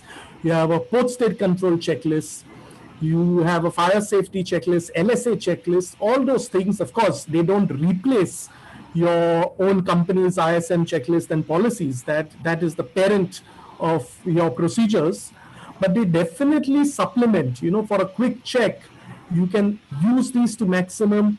You have Lloyd's involved, you have DNV involved. So, the reliability of the app is predetermined. And it's all there, it's all available for free. And coming up to the last section of apps, or rather last sampling of apps, is you understand you don't have to limit yourself to apps which are simply related directly to maritime subjects. How often do you regret having forgotten your scientific calculator at home in your next tenure? Please download, you have a calculator, please download a scientific calculator app. A lot of us rely on making our own Excel programs, with conditional formatting and formulas and everything. And we just borrow somebody else. Why not develop something for your own self? Keep an app which teaches you, has tutorials on Excel. The right one is, of course, my favorite. A lot of my seniors and colleagues on the MPG group have seen this and know I am a strong advocate of this app. Do understand something. Why is a sextant still carried on board? It's out of SOLAS a long time. It's not really through SOLAS, but the voyage planning convention, which needs multiple means available for position monitoring. Now, you may have two GPSs on board. What happens if there's GPS spoofing?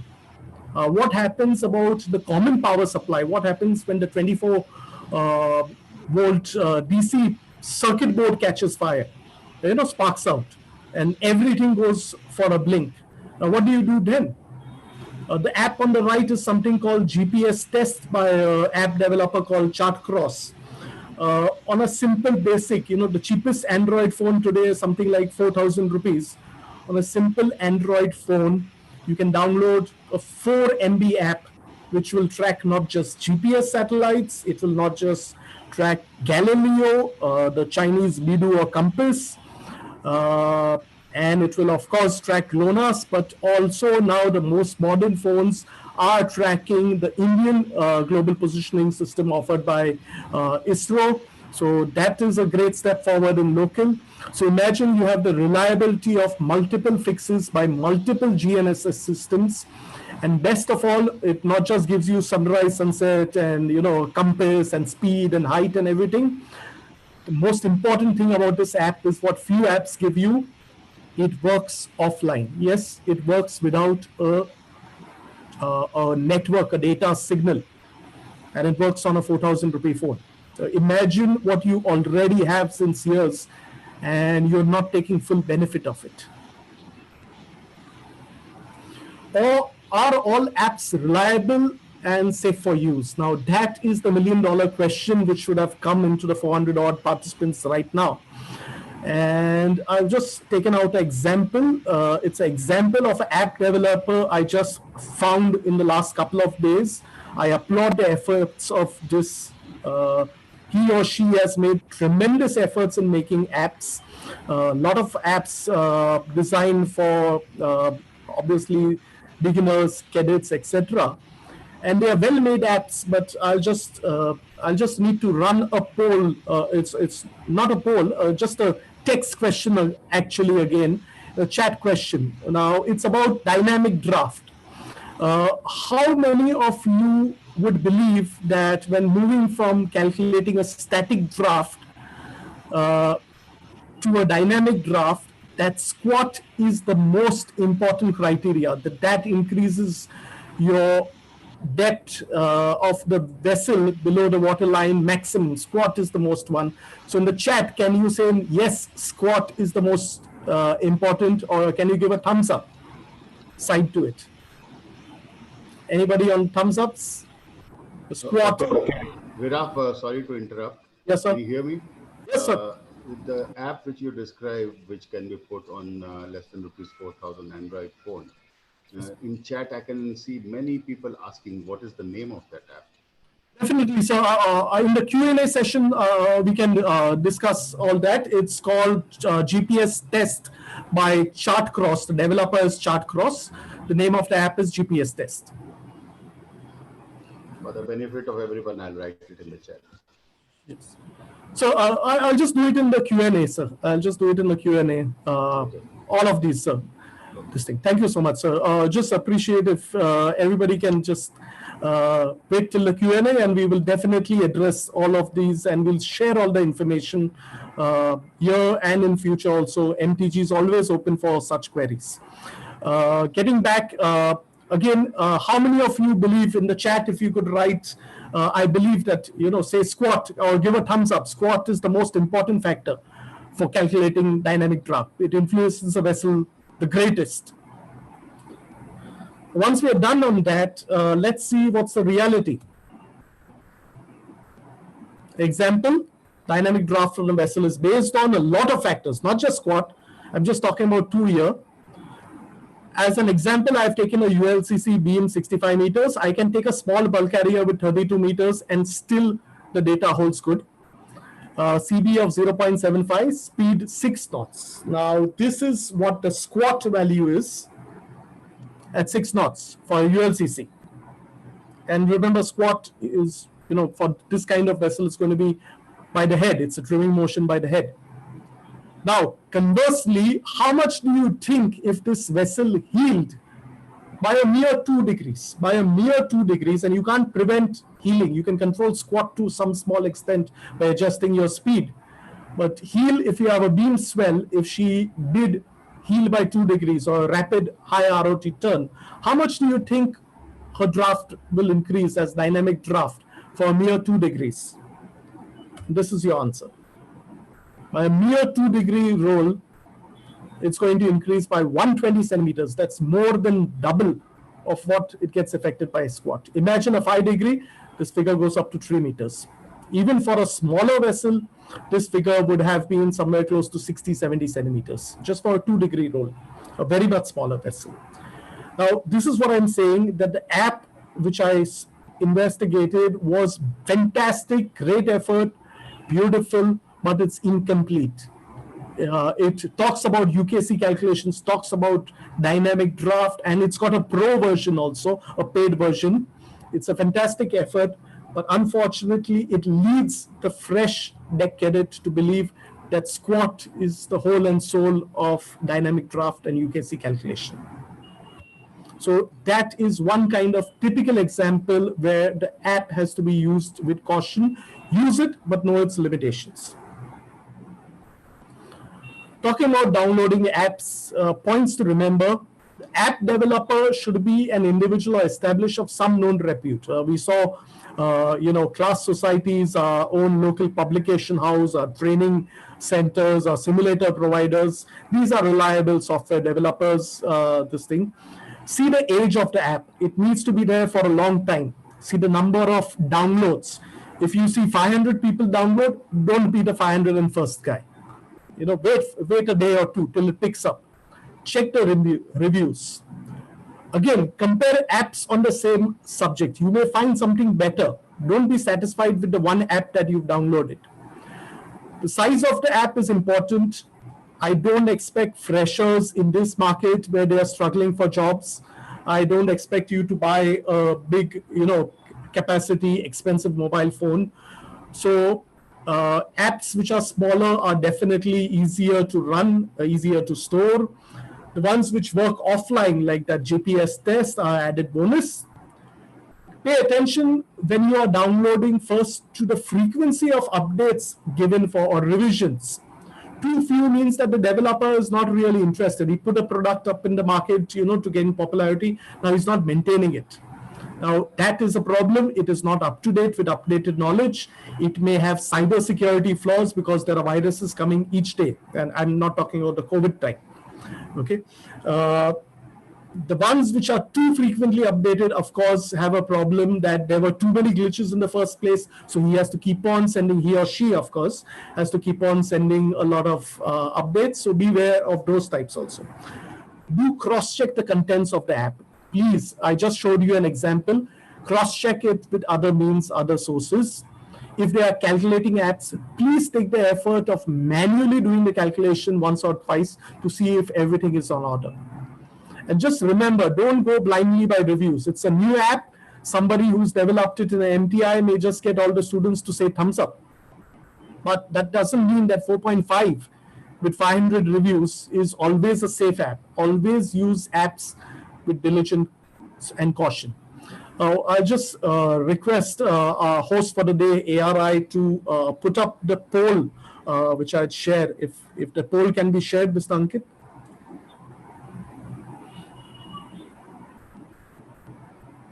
Okay, I would just request all the ladies and gentlemen on the participants, if you can just take a quick poll, just take a vote. And we have our first guy. Okay, we see the polls running, and we'll keep it for a few seconds more.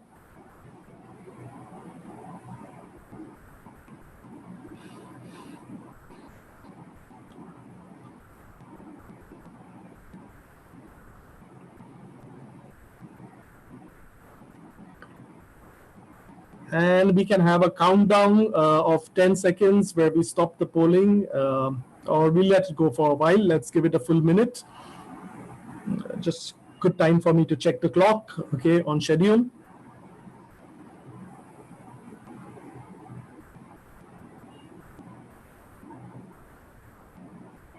And there goes a minute to the poll. Mr. Ankit, thank you. Can we share the poll results, please? Okay, laptop, yes, definite benefits, but we may not have we may have a situation where everybody does not have access to it. As expected, either I like both is there. Mobile phone is popular these days. 20% is reflective, but I think most of them have opted for either. I like both. And of course, the good old textbook, people who have traditionally studied with textbook, white book, and the notebook, other than COVID forcing us into the situation, yes, they will be comfortable on the platform that they have been using for decades. So we respect their views as well. Thank you so much, Mr. Ankit. I will shut the poll. Coming to the next slide and the relevance of this poll. We see laptop is a popular option, and I've got a few of these must-have options for e-learners on the screen. There's a little, this is, a mixed audience of seniors, juniors, people who have been blessed to have collected financial resources over the years, and we have some freshers who are struggling, particularly in this environment for finances. So we'll discuss both the extremes. Now, you could have a laptop. What is on display on the left side of the slide is in fact a hybrid laptop, a touch screen which folds over, flips over, can be used as a tablet as well. That's high-end stuff. One next to it, it's amazing, and it's reflective of what the world is today. A smart TV is definitely a smart product, but when I Googled up, Google is our source, our Bhagwan for these images. When I Google up smart TV for students, I could not get a single image where a student was using a smart TV, which is a little sad. It was a very good tool for this thing. I'm sorry that I have to put smart TV with the user using entertainment apps. Yes, that's what's meant for. But a smart TV is an excellent tool for users. We'll see it a little later again when we discuss this. For learning, a projector, of course, and there you see the first tablet, which was launched way back in 2012. Made in India tablet for use in the universe. It was called Akash, and it was pushed through into universities and training this thing. So that's the Akash for you. And of course, for our younger boys and girls who may not, they may have a laptop, but they don't have it right now in the institute, or they're stuck someplace in COVID, and they have budgetary limitations. Of course, the phone on display and swinging around cost about 1.5 lakh. It's a foldable display phone, but from a smartphone, you don't have to opt only for that center image where the smartphone is linked to a projector. But that is the best replacement. Everybody, and I agree with Captain Kumar, where he said a laptop is the ideal scenario to learn, ideal scenario to watch a presentation, but everybody can't afford a laptop or may not have access to a laptop right now. You can use a projector device, so you can project it to a big screen. And if you have budgetary constraints, on the right side, you see a very cheap device available off the shelf, 200 rupees from e-commerce sites. It's a simple cardboard and plastic lens device called mobile phone screen magnifier. And it's quite useful. It's 200 rupees well spent. You have to judge from the reviews and everything, but 200, 300 rupee investment, and you can take the benefits of a large screen. It gives you more clarity on these kind of sessions. Another must-have tool for e-learners, again, budgetary constraints, but if you can make an investment of 3,500 thereabouts or lesser, is the tablet pad for writing. If you can see the GIF on the left, it compares what happens when you try and write and take down notes with a mouse, and the ease of writing and the speed and clarity of writing when you use a tablet pad. I will in fact request the next set of speakers to elaborate. He's the one who introduced us to this wonderful tool. Thank you, Dr. Surinder. And now we move on. We saw that the laptop was the preferred medium of studies and everything. So apps are apps, but there is amazing amount of information, freely accessible, reliable information on popular websites. Okay, starting with yesterday's count. Ladies and gentlemen, proud to say that TG and the industry's initiative, yesterday's count was nearly 35,000 officers, seafarers registered on the DG's e-learning platform. We thank and applaud the authorities for taking this initiative. It's a wonderful tool. It's a wonderful effort. The industry members are cooperating on this. So thank you so much, ladies and gentlemen. I am sure there will be a lot of thumbs up reactions right now from the participants for having given this. So if we can have a, applause, a reaction or a thumbs up, most grateful. Our DG, really deserves this. Going along, we can go slide and slide and slide about whether it is CMMI's website or a lot of local reliable this thing, but I'm just limiting it to the ones you may not know.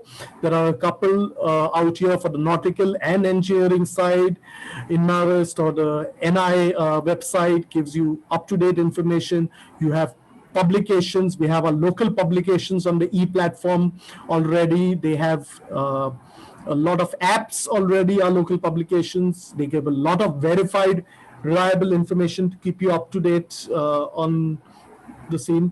And it's not just limited to shipping industry. Please remember, our closest partner in the shipping industry are the oil majors.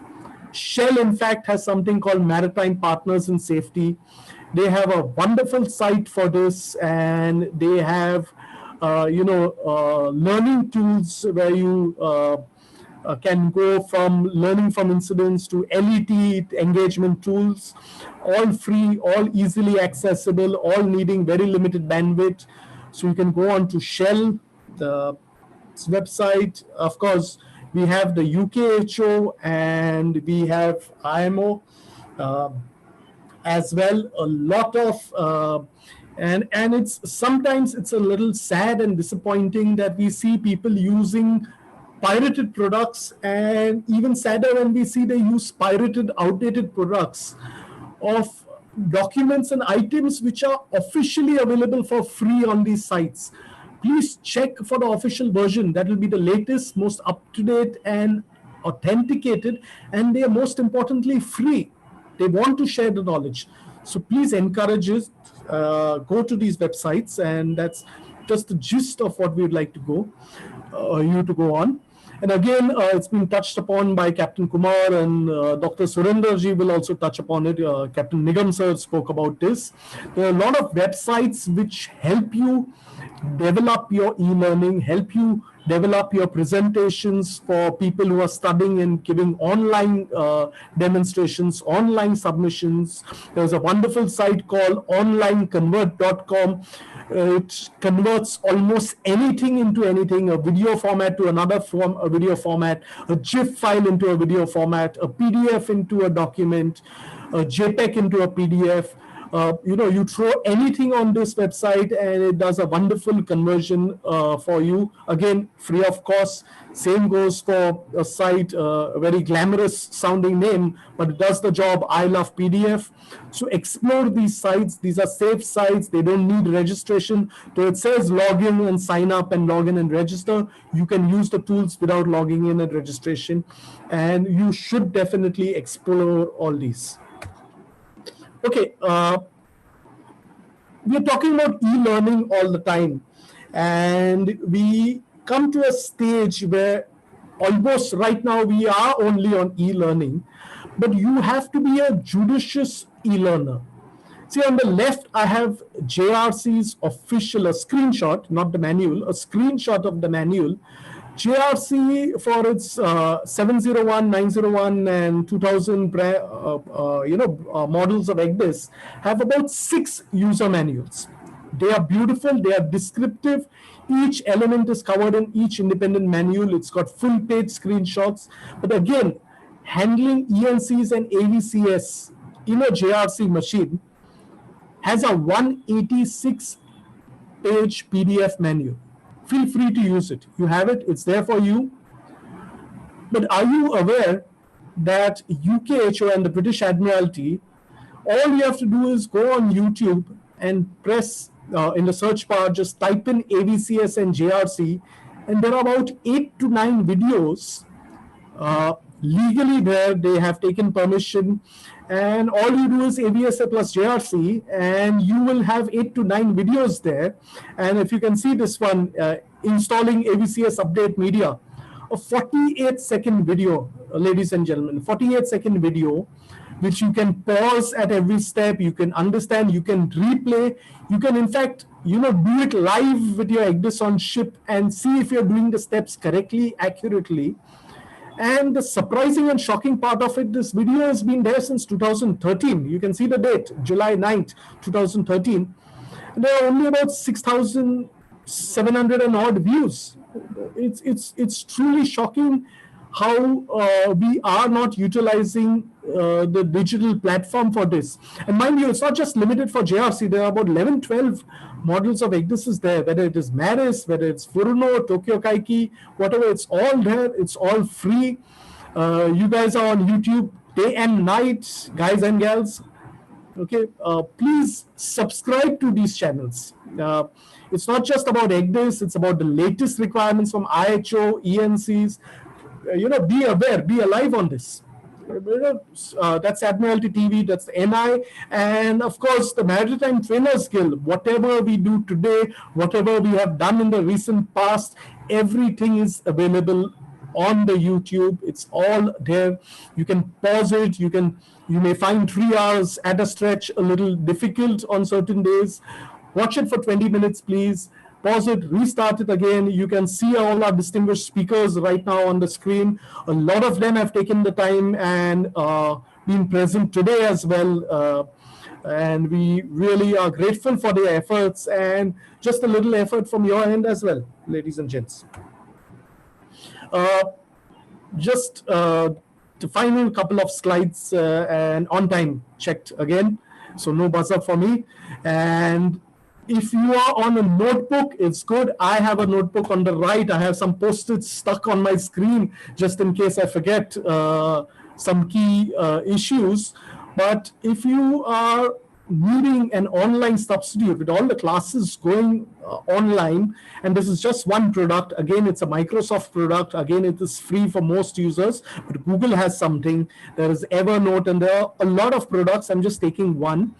You can use something called a OneNote software. You have OneNote for 2016, you have OneNote for Windows 10, and it allows you to have a digital notebook, a notebook where you can make separate sections for different subjects. You can make separate notebooks for each class. You can have individual pages. Within each pages, this is what you can insert. You can insert a simple file. You can type in. You can actually train Cortina, the lady who keeps saying, may I help you every time you open Windows, to understand your speech. You train her, and then she can convert your text to speech, and you can take verbal notes and convert them to text. It's not 100% accurate, but it saves some resources. You can insert videos, you can insert your own voice notes, you can add links, you can add I can take this whole presentation and add it inside my notebook, my digital notebook. I can take a link from YouTube. DNV has a wonderful video, DNV GL, I apologize, on cybersecurity. I have the link posted here. It's not downloaded, it's just a link to the YouTube, so there's no violation of copyright, and you can keep it here and you click and you can see these videos again. It's a wonderful notebook. It's endless, you can't fill it up. It's environmentally friendly, you're not burning out pages, and it keeps everything at one single destination file. So I would really encourage people to have a digital notebook. You can see today one of the older presentations from the e-trainer already inserted here.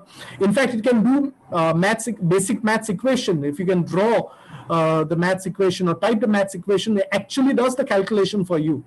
It will do 9 into 4, 36 for you automatically as well. That's a screenshot which I captured from one other website called Marine Traffic of a vessel going aground at Batu Beranti. I know what is happening in the Singapore Straits right now. So just a quick few acknowledgements. Would like to thank MTG for allowing this platform to share. My colleague at the Fleet Management Training Institute, I was a little hard pressed on time for some other critical issues. He provided me the material for the MS OneNote with the trouble of making a digital notebook as a learner, though he's a trainer. And most importantly, ladies and gentlemen, the participants who have spared their valuable time, thank you for being an attentive and interactive audience. Thank you, ladies and gentlemen. And we can go on for Q&A in the spare time that we have. Captain Nigam, your permission to keep a brief Q&A, sir? Yeah, go ahead, please. Gentlemen, if you have any questions, please put on chat, and we have our technical team standby. They'll select your question and open your mic to ask. They'll unmute you to ask.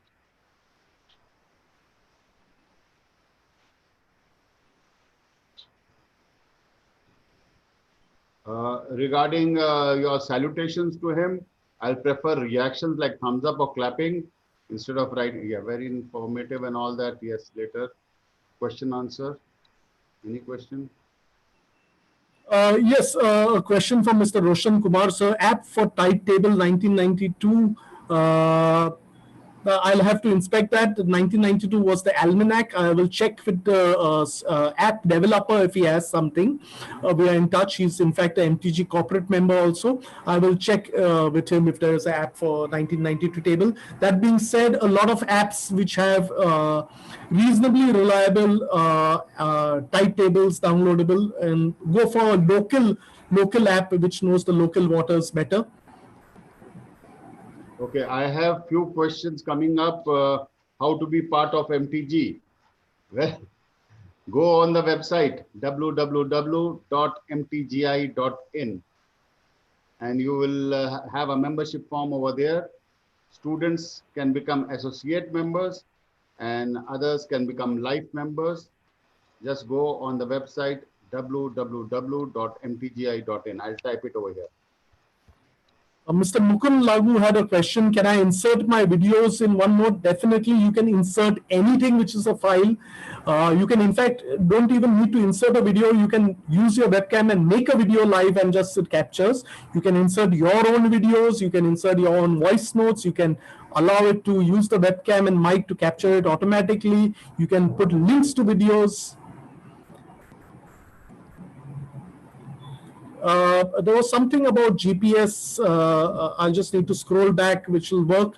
Yes, most mobile phones, there's about the GPS will chart cross, it will work or not work. Yes, totally agree that GPS, the chart cross test will work on, but the thing is, most fast phones, we have investigated this, most smartphones which cost over 4,000, 5,000 rupees at least have two frequency receivers, maybe 3, 4, 5. My own smartphone has about 5 receivers. Most of them have GPS and Bidu, which is the Chinese one, GLONASS. From July, Bidu or Compass 3 is global. It is not local. So it is worth to download. You can inspect it yourself. It's a 4 MB app. So I would think it is worth the effort.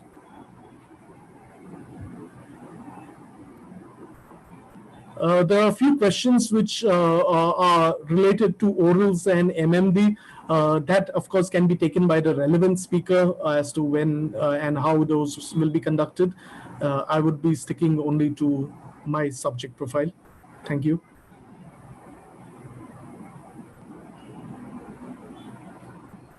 Yeah, port-to-port guides are also there. 1 second, which keeps us applicable in commercial system. Most to be updated on commercial and technological advances in maritime sector, just go for the apps which are linked to class societies or linked to organizations like NI, or even the apps which are publications, the apps, even locally, we have all our publications. They've all gone digital a long time ago. They have their own apps where you have the text matter, you have the image matter, and you have links to the YouTube videos for this. So best to stay on these reliable publications. Mr. Arnabdan, we'll just need to come back on this port to port. I'll have some time in the last session to investigate something free of cost for port information, guide to port entry. Scope for incorporating engine simulators based aspects through e-learning by Mr. Ravikant Chaurasia. Yes, I'll be delighted to inform this is being hosted by ARI, so I will take the liberty to speak on their behalf. Yes, ARI, and I'm sure a lot of other simulator developers and trainers are also looking at it. There are options available for bridge and engine simulators to be hosted on the cloud. They're not just options, they're available, they are in use. And yes, a lot of institutes are already training the candidates on simulator with on the cloud simulators on a pay-per-use basis. Yes, simulator training is on. The good news is it's on. We thank our service providers for that. Does OneNote have a memory limitation? Depends on what kind of license you have, but you can always store on other platforms like OneDrive or MS Teams or Google Notes, etc. It's all cloud storage, so it's very unlikely that you will exceed the storage operation. That being said, nothing is unlimited in life. Any app on towing operations, we'll need to check that. RTs, is there any RTZ format converts for various EGDIS inputs, Mr. Nitush? The easiest, yes, there are many format converters from RTZ to the other formats, CSV and vice versa. The gentleman who asked this question is very, very EGDIS savvy, I must say. Yes, there are a lot of online converting formats for RTZ, etc. But do remember, unfortunately, eNavigator is being phased out. But eNavigator and a lot of these AVCS software tools like Voyager from Kelvin Hughes, etc., could do it. It was never a marketed tool, but you can convert from one EGDIS format of a file to another EGDIS format using these software as well. It's not marketed very well, but you can import it in one format and export it in another format. So yes, there are RTZ converters available online also for this thing. It's a very very interesting this thing, and I would love to talk to these gentlemen as to why they would like to convert. That means they are very savvy and inputting these things in this thing. So it's great to see such a query. Thank you. Which can run EGDIS routes exported by vessels. Some apps are there. There is Transys, iSailor, etc. There are a lot of ECS kind of apps available, some paid, some free. You have a lot of apps. In fact, a lot of hydrographic offices, the Australian Hydrographic Office integrates with Google Earths. So you can see all of the Australian charts, whether it's paper or whether it is the ENCs. You can integrate it with Google Earth and actually have it overlaid on Google Earth. And you can physically see their chart limits on actual Google Earth overlay. App for earning chart work, lot of them available. We don't recommend one over the other. Please just Google it on nautical side and you'll find a lot of them. Preparing for orals, Mr. Akshay, it's best to record yourself or do peer learning, etc. And this thing, Mr. Arnab, you don't really have to, you can carry EGDIS routes. This is not really a web-based question, but you can easily export routes. Nearly all EGDISs can export route. Let's take JRC for example. You go up onto the file section and in edit, you'll find export, and you can export a route in a CSV format. CSV is the Excel sheet format. Okay, you can export and you can import route. In fact, we tell people, please take the effort as second mates to make a good route, because you're not going to use it only on this ship, because you can use it on the next ship. You can convert these into different formats and use it on different brands of EGDISs. You can do it. You just this thing. E-publication software. I think UKHO is a little ahead on most of the e-publications, etc.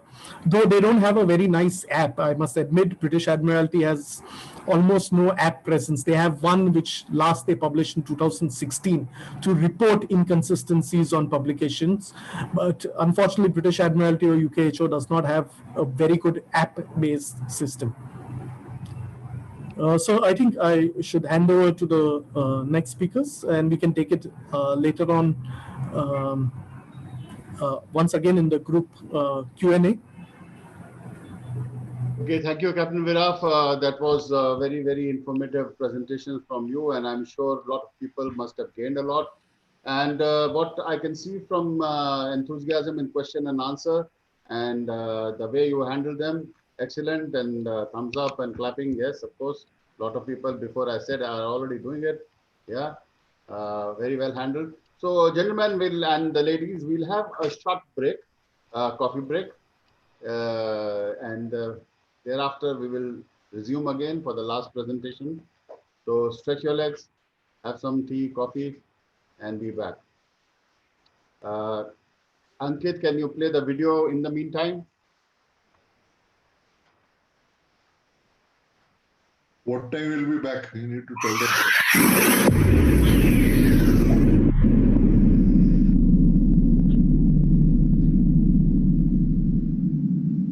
A short break in 5 minutes. 5 minutes.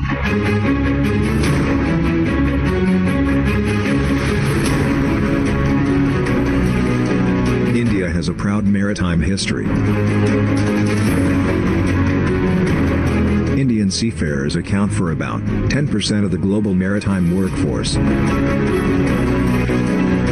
There are about 150 maritime training institutions in the country, and more than 3,000 maritime faculties engaged with these institutions to train and groom the students to make a seafaring career. The faculties who are seafarers do not have formal teaching background and need guidance and mentor to groom them. A professional body was needed to share and enhance the skills of the teachers.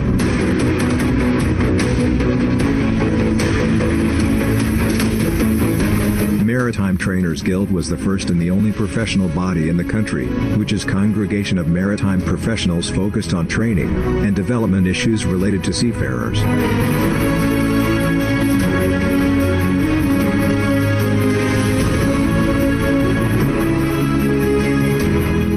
President at the helm, and the group consisting of founder members and mentors play an active role in addressing various training-related issues.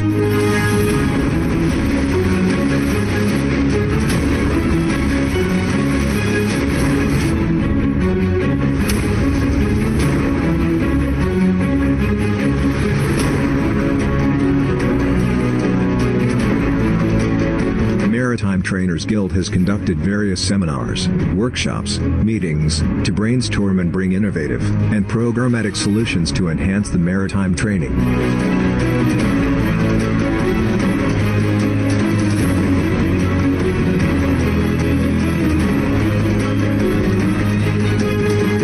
MTG's webinar conducted to address the challenges and opportunities of online training during the COVID lockdown, which had more than 1,000 participants, is a witness to the popularity and reputation of the organization. Good morning, everyone. It's nice to join all of you this morning on web seminar.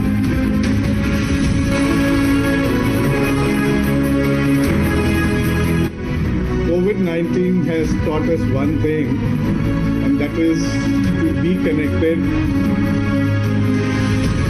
using technology to the extent possible. And if you think of it, it saves so much of your time and energy and hassle if you have to have this seminar with physical attendance. The unprecedented COVID lockdown required an urgent transition from the traditional methods towards e-learning.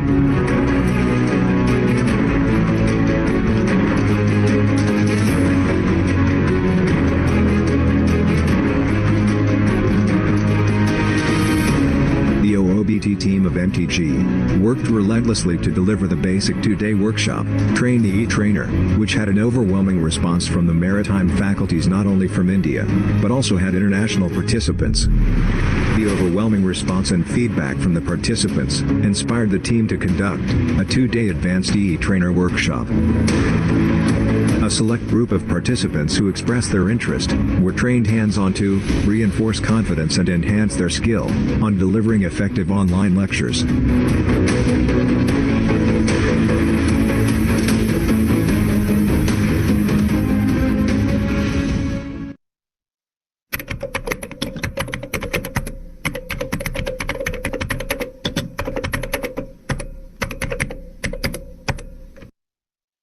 Namaste Gurujans and my dear friends. We are glad that our Train the E-Trainer program was very well received by the training fraternity of maritime industry. Maritime Trainers Guild has played a pivotal role in upgrading the trainers so that they can meet the challenge of converting from conventional classroom to digital virtual classroom training. Well, in a very short span of time, training all over the world has witnessed a metamorphosis. And this new norm of virtual classroom and live video sessions are here to stay. My friends, evolution in training has started, and MTG is well prepared to shine like a guiding beacon to all the maritime trainers. We are here to share knowledge. Thank you.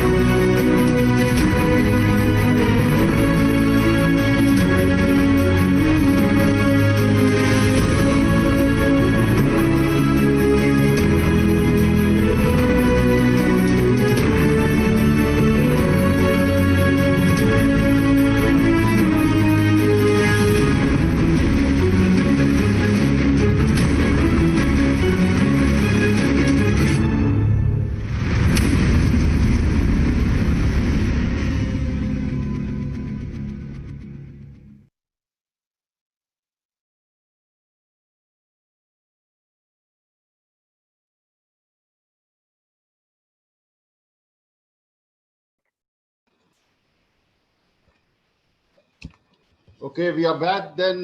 Let's start with the second session and the final session. I call upon Dr. Surender to start with his presentation. We have already introduced his topic in the very beginning. Dr. Surender, please. Good afternoon, everyone. Thanks, Captain Nigam. Thank you all the wonderful speakers in the session before. Lots of learning has taken place. And once we have learning taken place, it's time for the next step. And we all know that the next step is submitting your assignments, or maybe later as the exam, writing for the exam. But here we are only restricting ourselves to how to submit your assignments.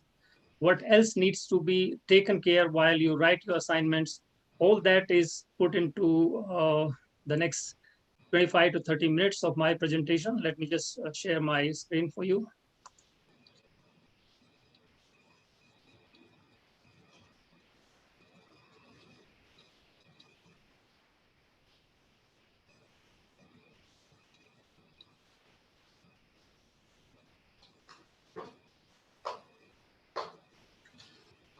Captain Nigam, can you see my screen? Yes.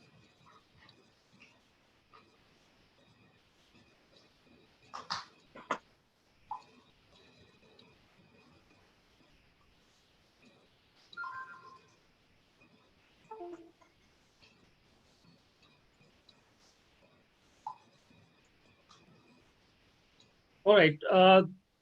This is what I'm going to cover in the next about 20-25 minutes.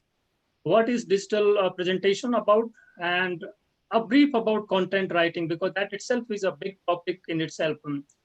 Then it'll be covered a few tips for creating good presentations, because you are submitting your work, which you have taken lots of pains and time to prepare your work for your evaluation. Hello. Hello, can you hear me, Captain Nigam? Yes. Yes, visible.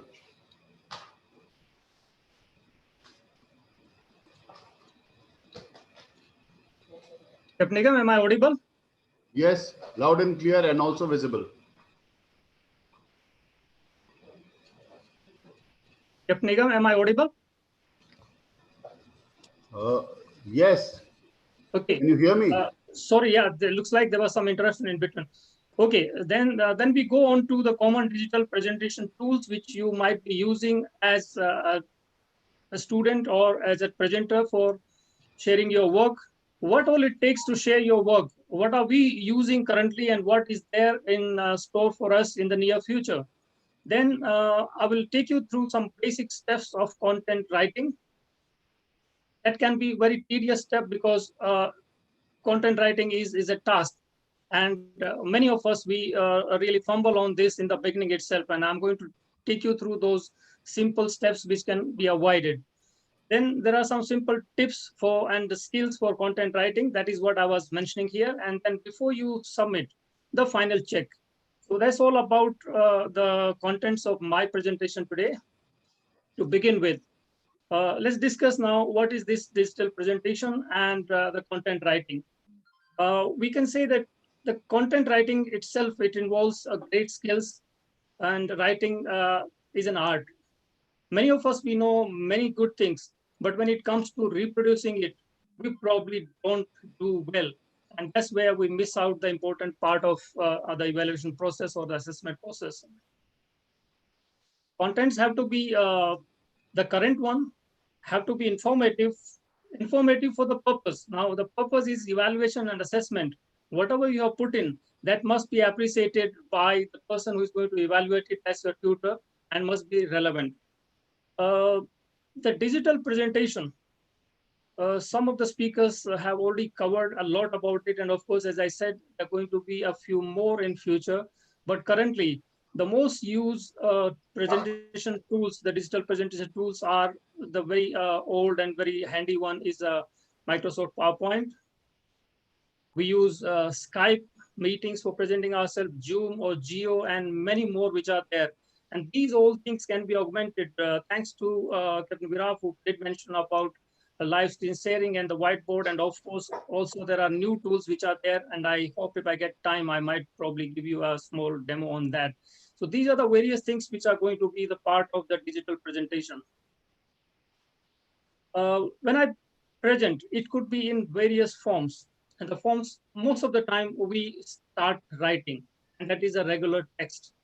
And many of us, we are so hooked to it that anything we start doing, we start making a text PowerPoint first, and then later on convert it to something else.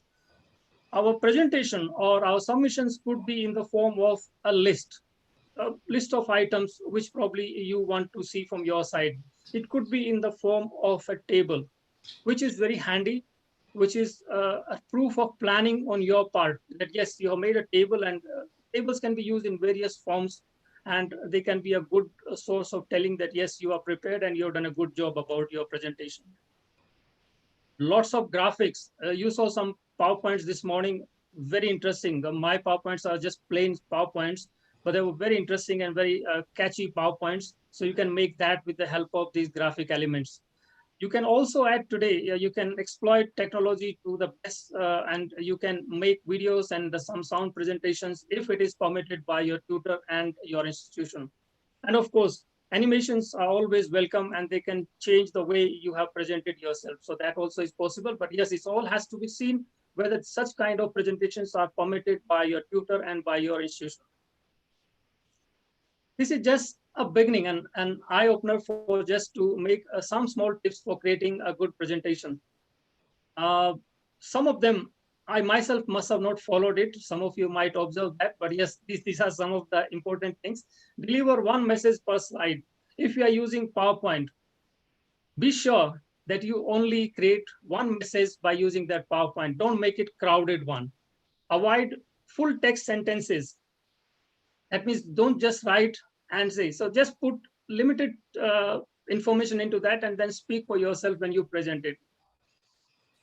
Make the most important element in in the slide, make some font changes so that it is catching the eyes of the person who is seeing it and also the other evaluators who might be in the process.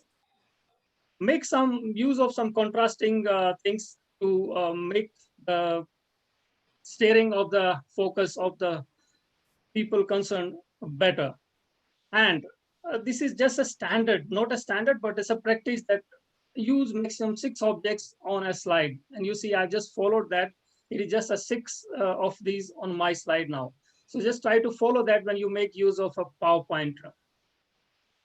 These are the common tools for say, which you must have used. Many of you must be using Keynote or LibreOffice. Impress is the name.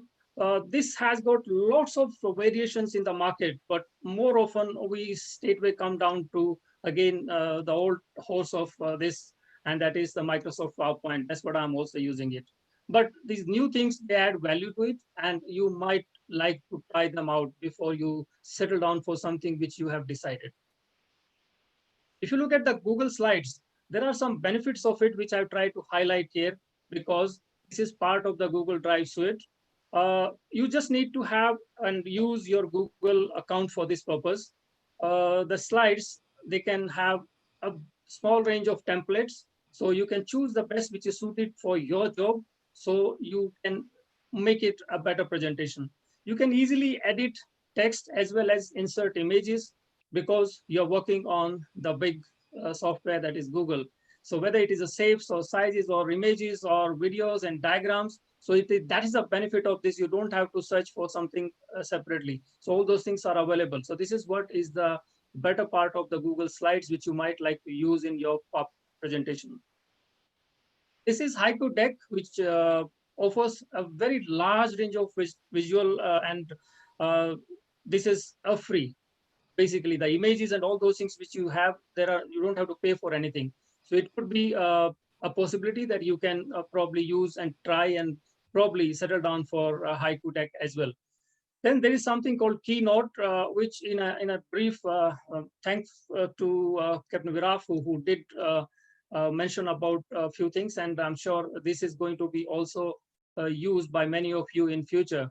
And it has got an integration with the Microsoft PowerPoint, and because Microsoft item, so you can easily have maneuverability into doing various things which you want to do with your PowerPoint presentation. LibreOffice, as I said, the name is Impress, and it is really impressive. I have used it for some time, but I settled for my old partner, that is Microsoft PowerPoint, because of reasons for the company I'm using, or rather I'm teaching here. So that is the restriction of using other softwares. But you can think of this, and because this is free, but it's not free for all the stages. For introduction part, yes, it is free, but later on you may have to pay. And of course, everyone knows about Microsoft PowerPoint.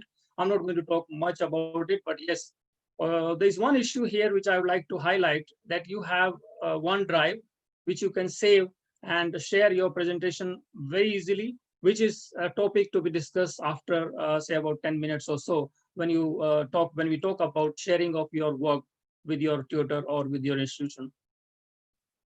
This is Prezi, which is a web-based presentation tool. You need to be logging in for this, and you need to have an account. But you have, again, there are free accounts and of course the paid accounts. I would say try it out. Those who are tech savvy, try it out, and I'm sure you'll find some of the features which are not in others. So you may like to use it at some point of time. This is what I wanted to discuss in a bit detail, but time doesn't permit, and I leave this to you to try it out in your own time and to see how best it is suiting your requirement. So when you share, your sharing of your work with your institution or your tutor can be with the help of PowerPoint, could be MS Word, could be with the help of a video. You put everything, and as Captain Viraf guided us all, that there are free softwares available, convert it into a video so that the evaluator or the assessor can check it in the form of a video, and that in a quick pace. More often, what we do is using an email, and Continue doing that if it is the only option permitted by your institution. Otherwise, you can try out others also. If your contents are heavy and can't be sent by mail, then there are some sharing options which many of you must be using, and many of us who have Gmail account or a Google Suite Drive, you can share it by Google Drive, or you can use a Dropbox, or there are file exchanges available, and there are some which are free, and there are some which for you have to pay for it. So depending upon your requirements, you can use how it is, but you got to be safe from saving, because it shouldn't go to a wrong place and the wrong hands. Well, coming down to a little bit tricky subject, writing your contents and how to decide what are you going to do. So there is lots of things. So there are steps by step. I'll be just taking you through. So the first and foremost in this slide, I want to highlight that what is content writing? As we just touched upon this in the first slide, it is a tool which can be helping you for planning, writing, and finally editing your content before you think of submitting it. It can include various type of writing, but here we are concentrating only onto the writing for a purpose, and the purpose, you know, all is submitting your work for evaluation. That is your assignments or your term and papers, whatever you want to do it, that can be. So when you are involved with some study, all of us, as our guru, Dr. Saxena mentioned that he's still a student, and of course, so is true with most of us. We all continue to be students. Thank you, sir, for allowing us to copy and follow you. And that's really, we all are students. And when you are students, you take up some study for some time, or maybe some compulsory courses for the mariners. As of now, we are concerned with that. It can be really a big task. And when it is a big task, you have to start on time. And I have highlighted here, I would suggest, and I would always gun for starting it early. What are we doing that? What are we referring to? We are referring to the contents of your assignment. Start writing early. Even at this stage, when you think of doing something, the lethargy creeps in. Okay, Friday ko karenge. No, why not today? And why on Friday? Friday, there'll be other things. You might meet, COVID-19 is not going to stay here permanently. You might meet your friends on Friday, have party, and the writing, the content writing goes for another week. Start it today, start it now. That is what I would say. Otherwise, it doesn't really get started. So timely start is a very good step forward. Well, ladies and gentlemen, these are the 6 steps of content writing, which probably you might like to change their, I would say, importance based upon what are you doing and how you start. So, but I would say, as per my understanding, I would go by step number 1, the first one, that is plan for your assignment. You have got an assignment, you got a session is over now, and you got some assignment, timings are defined. You need to follow that. So planning is the first step here. Plan, and plan it in full details, not just a small planning will do. Thereafter, go carefully analyze the questions. That will give you the basis of what are you going to write in your assignments. And that's going to be, again, a lengthy process. Make it lengthy, knowingly. Thereafter, start making an outline of your writing, of your contents, and then start looking for the required information. This could be a step which will be taking you places. It could take you back to your teacher. It can take you back to your institute library. It can take you back to Google, or it can take you to some specific information places, which Captain Biraf very nicely mentioned, whether it is a class or it is some organizations like Shell, or there are many more like this. If you are in the US part of it and we are conversant with that, there are plenty of them. Marine Technology Society is a wonderful organization which is believing in distribution of free information. Ladies and gentlemen, you must use that, and it's a wonderful place to know lots of things about maritime.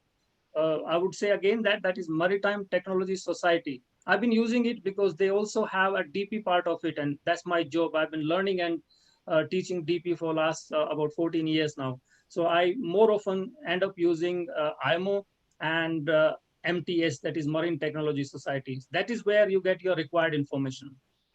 Once you start writing, there is no stopping here, because you will go on till the time you have gone back and revised and seen that your analysis of the questions we carried out is meeting the end result of it. Thereafter comes the final step, and that is the proofreading and editing thereafter. So once you start proofreading and edit again, proofread, edit again, this is a circular way, and you may have to use lots of help from others. And there are people who are ready to be really helpful. I must take this opportunity to thank my PhD guide, Dr. Saxena, who had been really, really helpful for me at that stage when I completed my PhD in 2015 under his guidance. Thank you once again, sir, for that. Plan for your assignment. This is a bit of discussion, and many of this might look superficial, but I took liberty to put all these things here for you because it may not be superficial for you, and some of you might definitely need it. The planning should start with checking the assignment, and I have put in here with worth of the percentage. Not every question carries the same marks, unless it is. So you better check it. Then decide how much time you want to spend on it. Now, there are some experts. I would say I had a few of my batchmates and my seniors who were experts onto it, and they say, no, this is not needed.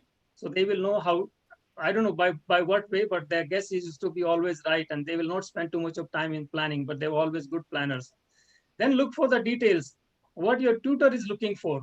You have to make him or her happy, for sure. And of course, his or her happiness will make you happy finally that you are going to get good marks, but definitely not without being very substantial about it, that you have put the substance, what was needed for. So this part will pave the way and make you better prepared for that.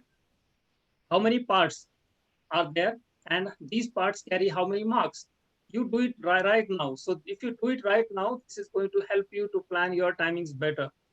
Check the assignments question if you have that information around. If you don't have information around, go back.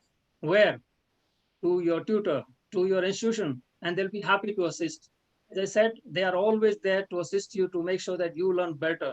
So don't hesitate. I have seen many a time people hesitate to contact the tutor back or the institution back, and they do what they want to do. And finally, some of the steps might not be as accurate as they're supposed to be. So don't hesitate to contact your tutor for that matter. Think about what you need to do about whatever we have planned till now, how to complete your assignment and the breaks.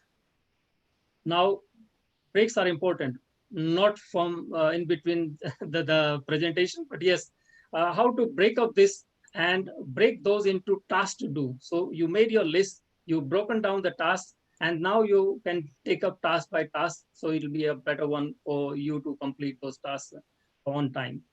Give each task a deadline. And before you go for party on next Friday, this has to be completed. Otherwise, not going to go for party. And I'm sure such things, such deadlines will do wonders on you. Thereafter, you can go backwards. This is what, have you met the deadlines? Have you met those dates or the due date criteria? If not, revise. If not, reassess your resources. Resources mainly will be the timing. So the timing will be an important factor here. This is the analysis part of your questions. Before you start preparing to answer, you have to know what does it mean. Of course, everyone knows about after reading the question, but sometimes there may be some ambiguities. So better ask yourself and ask your tutor about it. What does the question mean? And what do I have to do in that to answer it accurately to the satisfaction of my tutor and to the institution who have put me through this learning process? That's an important part of it, breaking it down. I would say as a teacher and as a learner, I have been both a victim and I have seen many victims on this part. People write so many things on the introduction that they don't do the main discussion and they end up not getting the required marks on that. Even for the university subjects, which I have been a teacher for about now 6 to 8 years, and I've been teaching senior people with the subjects like operations, and I come across that they do a lot in conclusion, but the substance in the discussion doesn't meet the requirement. You see the substance here, 80% of this has to be discussed in that. You too are at a very senior level, and when you start writing, make sure that you do justice to the discussion, the main discussion part. Introduce yourself, introduce the question, introduce the scenario, conclude it well, but your main attention must be on to the main discussion, which you have been asked to write about, which you have been asked to give your views about. So that makes a very big impact on to the person who is evaluating your assignment. Get the required information from wherever you possible, you get your hands on. Go to your peer learning, your friends, your seniors who have been through this process, your shipmates, a good source of information. Some of them, they might be still on ship and you might get the first-hand information, what you're going to talk about it. College library, sometimes it is accessible, sure, and you can always do that. Or sometimes you may have to go to the college. Otherwise, of course, Google becomes your final source online, and there are many more, as I just discussed with you.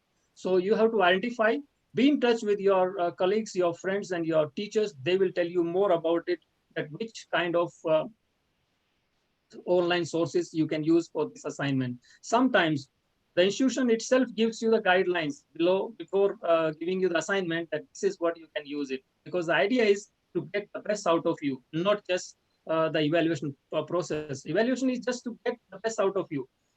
This is the step which I said in the beginning that we delay it. I don't know for what purposes, but I have been experiencing it, that we don't start writing on time. So I would say start writing your first draft the earliest possible, so that you are on time.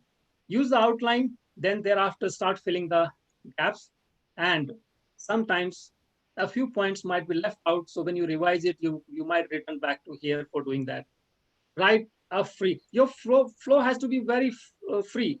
Start writing freely.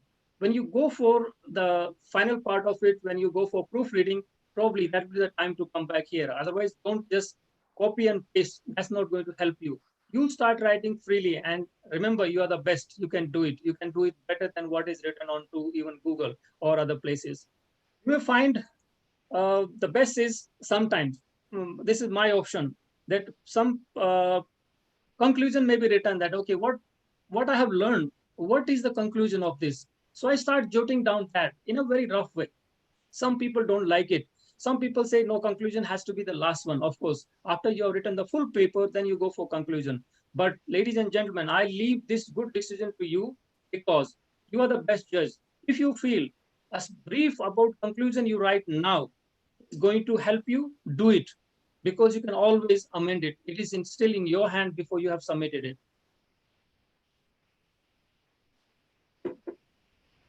The introduction. Some people find it very easy, but I would say it's not an easy task. It's the hardest to write introduction, because you have to probably look at everything what you have written and then introduce that, so that it leaves a lasting impression onto the person who is going to evaluate it. It's not a simple thing. Introduction is given 10%. You be very crisp about it, but be very specific about it, so that you know and you tell your evaluator, this is what I want to say in the next few pages, or next probably a couple of pages. That's what you need to do. Don't spend too much of time in making the draft perfect, as it will change very often. You know it, why it will change, because every time when you do something, it's going to change a few things. So start writing. The next step, excuse me, is the fine tuning of your material. The fine tuning might take long time, as you might perceive. You might think, "Abhi to khatam ho gaya, likh diya hai." It doesn't take too much of time. But remember, the final finishing sometimes take more time than what you spend time on reading. And these days, many institutions, many universities, and most of the higher education places, they are not interested in what you've written, where you've written. It must be meeting their requirement, and the requirement is that it must not be a plagiarism job. If it is plagiarism, you don't get into the good books at all, and you don't make it what you have done for. Even if you spend lots of time doing that, even collecting a material which is plagiarism material will take time. You are spending your resources. I would say don't do it.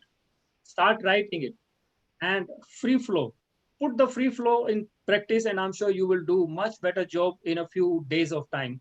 Leave the writing for a day, and thereafter come back to it, and you'll find, ye kya kiya maine? I should have done this way. So definitely you're going to amend it and make it better, and that is what I call it a fine tuning. I'm sure your way will be almost the same, but you could be different, because you don't want to leave it for a day. Maybe you want to leave it for lunchtime, and after lunchtime you want to revert it back again. That I leave it to you. And of course, many a time we have to prepare a list of bibliography.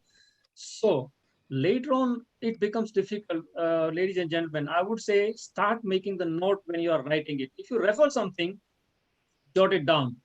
And if you find it is worth reading later, write down that also for your message, for your information. So bibliography is an important part in many cases. Of course, for you, sometimes it may not be of that big importance, but I would say keep that in your mind that you have to prepare a list for reference. Last part of it is, sorry, this is the second last, edit and foolproofing. Foolproofing is a process. Without that, you can't think of moving ahead before you submit. So again, here I will draw your attention to the three important parts of the introduction, the conclusion, and the reference list. You have to have a good understanding of this because introduction is what you are aiming at impressing your evaluator. The conclusion is again, what you feel about the whole write-up. And sometimes a wrong conclusion can put you in trouble because you did not see what you have written and you're concluding something else. This is a pitfall. So don't do that, at least for your small write-ups, which you are going to do it. If it is a big write-up and big things, of course, many people end up doing such kind of mistakes. I need to check then, have I arranged my stuff logically? Sometimes even for chapters, sometimes even for paragraphs. Once you read it second time, you will realize ये paragraph से पहले होना चाहिए था. I should do it. I should change it again. That's the time to change it and rearrange it. And I'm sure you will love it. Once you start doing it this for yourself, you will love it because you're doing it for yourself at your pace and your timings. So I would say start doing it. And when you do it, you will feel a sense of satisfaction, a great satisfaction indeed. And a good way to check it as I do it. This is my practice. I read it aloud as I'm doing it now. So if you do it reading aloud, you'll find, oh, I make so many mistakes. And you will find that's the learning point for you and most of us for that matter. So always use your own words, that is, should be free from plagiarism. And wherever you use some sources, like there's these free sources, which I just mentioned, Captain Viraf mentioned, and many of you already must be using such resources, be kind enough and be very, very forthcoming to acknowledge all these sources for yourself, because that shows that you are ethical. Netiquettes ka use kijiye usme jara. And is your assignment now well presented? That's what you need to check it. Well presented means you have seen all kind of whatever you needed to make it look better, to make it look crisp, make it containing everything what you wanted to do. That is what you are going to check in the editing and proofreading part of it.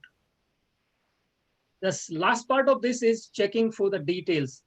Checking for the details is English is a language which most of us have studied as a second language for us.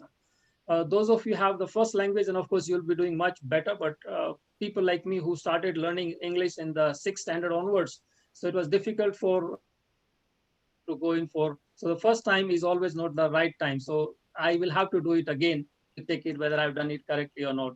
Don't just use a spell checker. Is going to be misguiding you. You have to do lots of things in the spell check, grammar, punctuations, and all these things. So spell check is not just going to be helping you for that matter.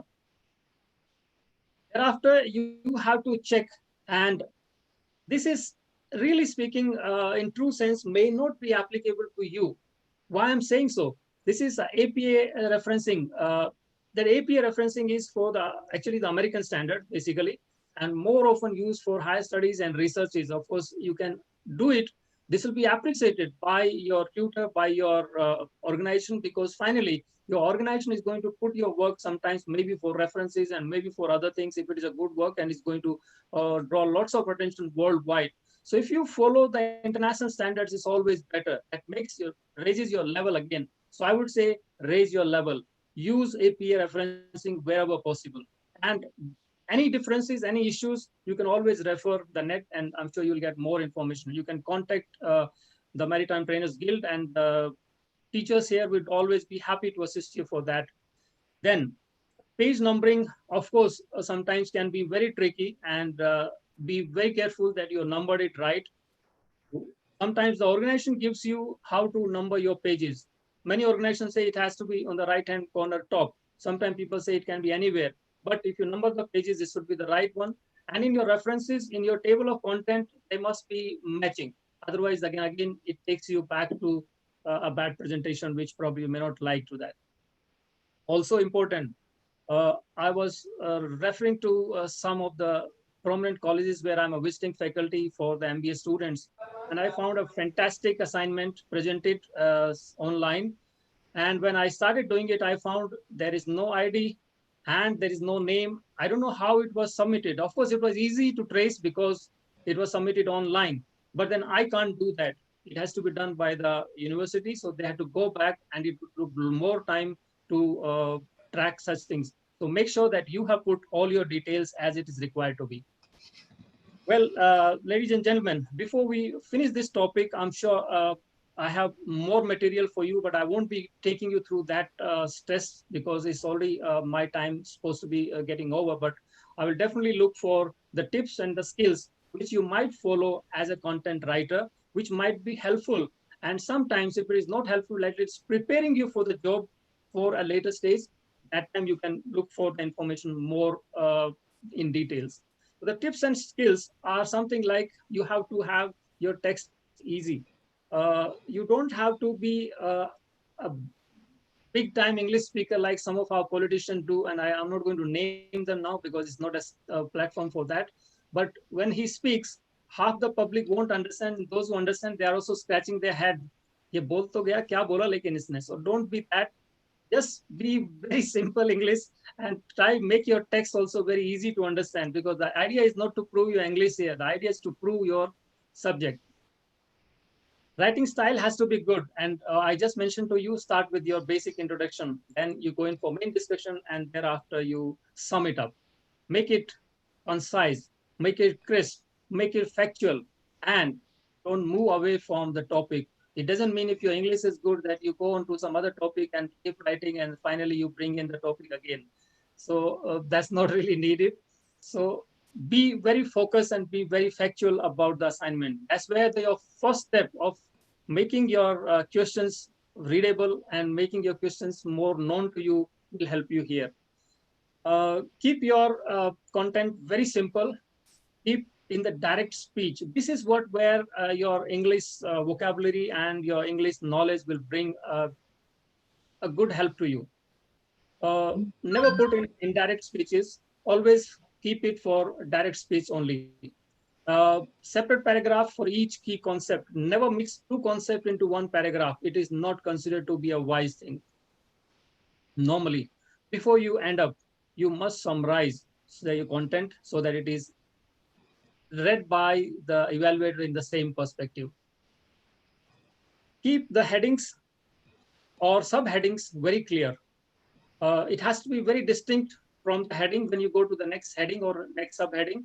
Use bullets, as there are some, most of the time I use bullets because they're helpful. Here also I've used it, you can see that. And then write in your own style with you feel it is suitable for the job, because you are the best judge. Others won't be able to do justice to that. Okay, do this way, unless it has been described and prescribed by your institution and your tutor, because the tutor has got a point there that what he wants to bring out of you by giving you that kind of style. There's a reason for that. So you follow that in that case. You must engage your evaluator, assessor, so that he's, in this case, I've just written the reader, but I know who is the reader for you.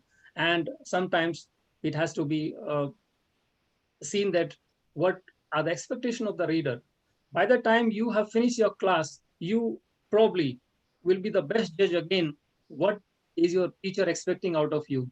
I'm sure most of you, most of us for that matter, have got a hang of it. And by the time we are in a class, whether online or offline or a real-time class, we know our teacher very well. And we know what the teacher is expecting out of us. So start doing that. And that is what I will say the best bet on to you.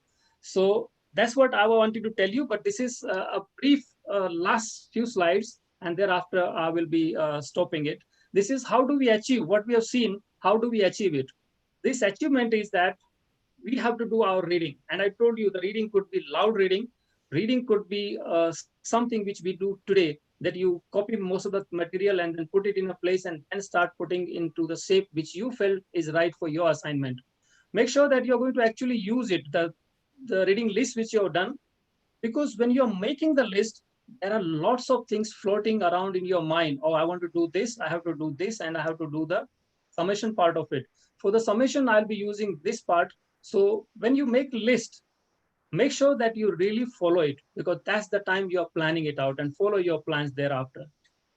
Because a teacher has specifically chosen for certain assignments and modules for that purpose, and they wants to see us coming out of that as a learner. That is the purpose of this whole process, that my teacher wants to see me as a learner, and I must satisfy him or her as this, yes, I have learned the topic which they told.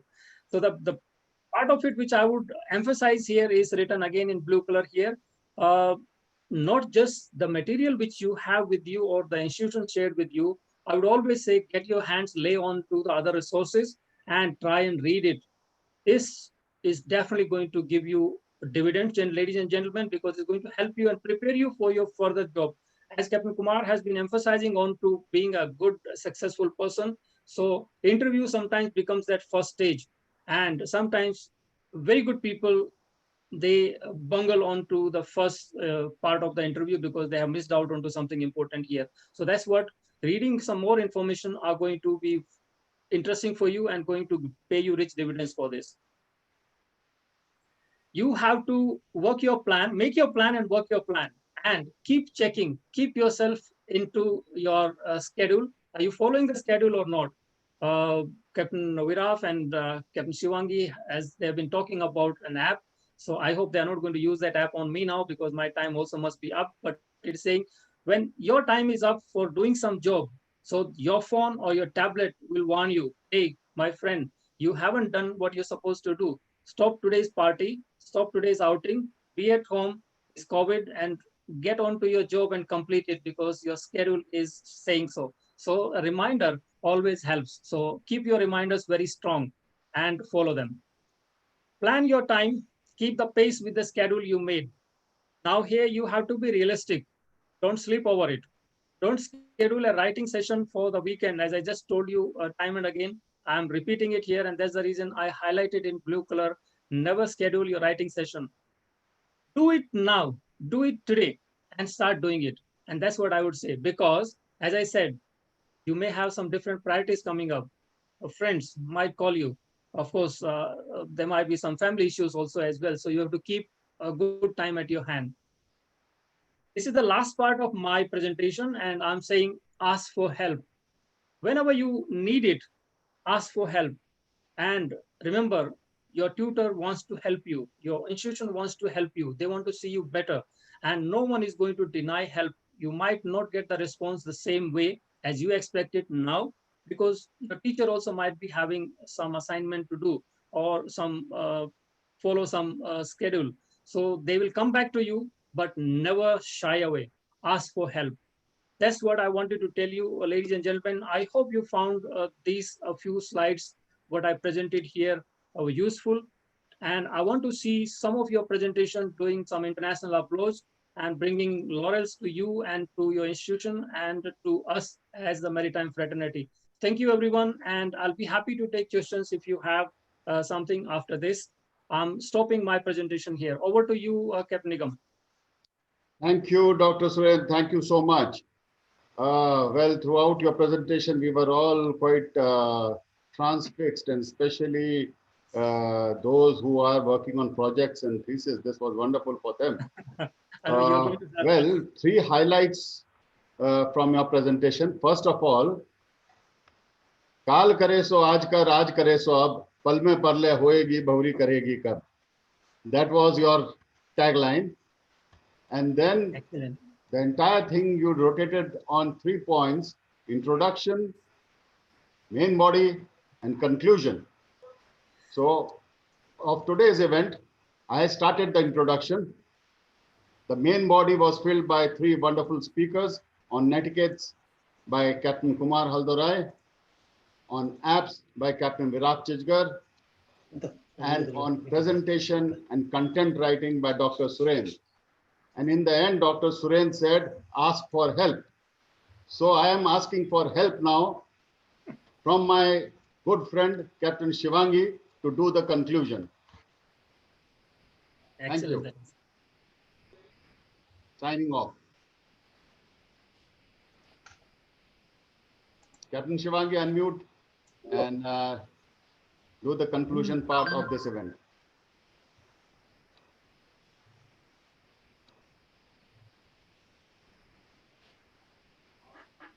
Yes, good afternoon, everybody.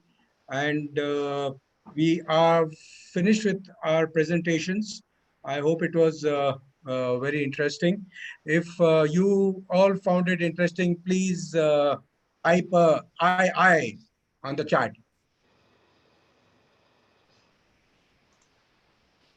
Let me see how many eyes we get. Yes.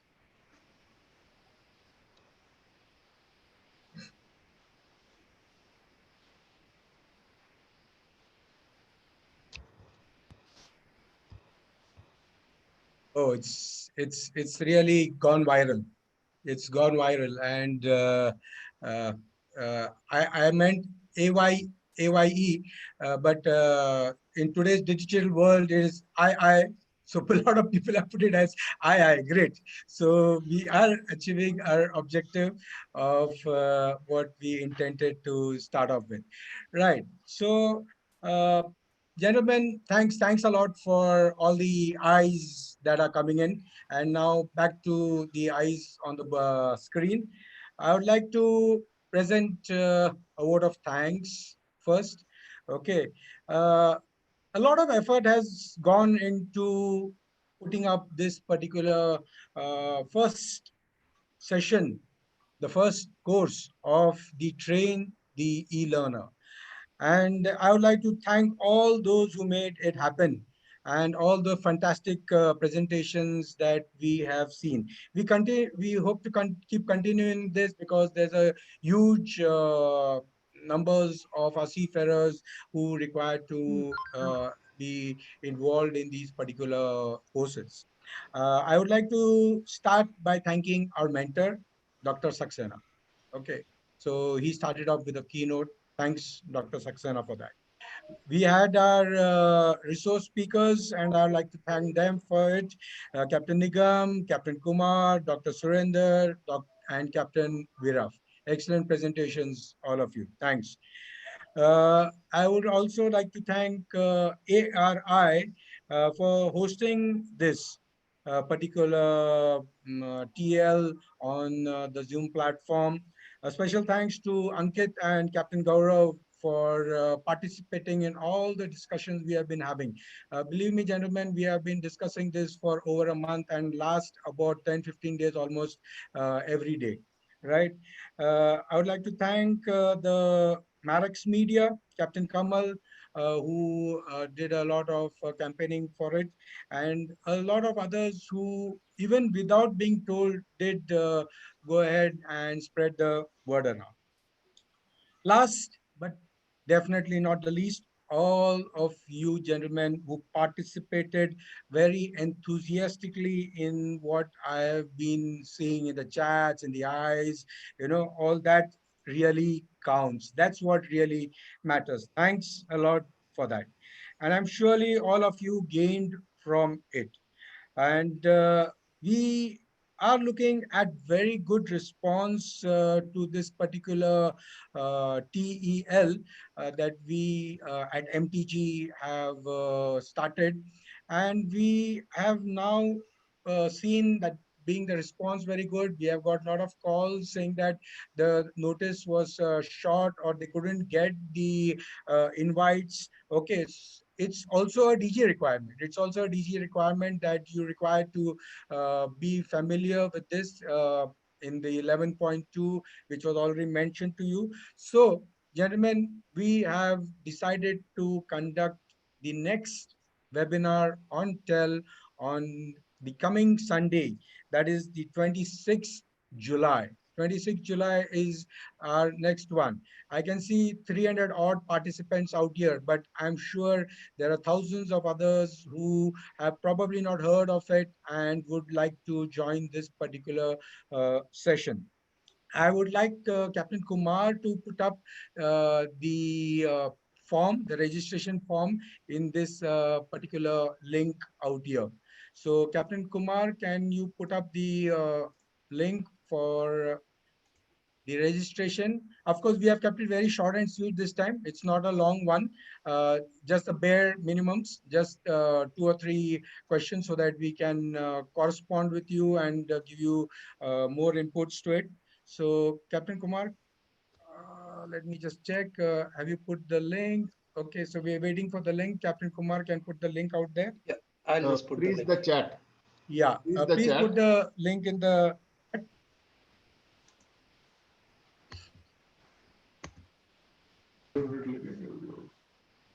Yeah, I'll put the link very soon. Please go ahead, sir. Okay, great, great. Thanks. So, gentlemen, the link would be put up in the chat very shortly. This is not for those who already attended, but this is for you to spread the word around. I'm sure all of you have got a lot of contacts with your peers, and it's a session which, if you have enjoyed, kindly spread the word around. And the next session, like I said, 26 July, 9:30 to 12:30. Of course, we have gone beyond that. It's almost one-ish now, but it was very interesting, so we did not really cut short on it. Captain Kumar, yeah, there comes the link.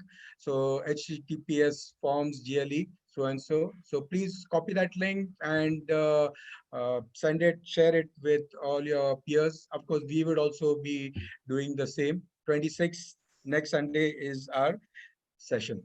Now, it's not a presentation as such, but I would like to share something as everybody else has put up something. Okay, so I would like to. And Shivangi, don't forget the assessment. All the participants who have registered, yes, will for certification, they have to do a small assessment. Yes, yes. So we will be putting up the assessment also shortly. So Captain Kumar, again, I think you can put up the link to the assessment now. Yeah, So we'll gentlemen, do it. your certificate will be prepared, but based on your assessment. It's a very simple assessment, all that we did in our topics today. So just a few questions on that. And I'm sure everybody will do very well on that. So Yeah, I'll be sharing the link shortly. yes.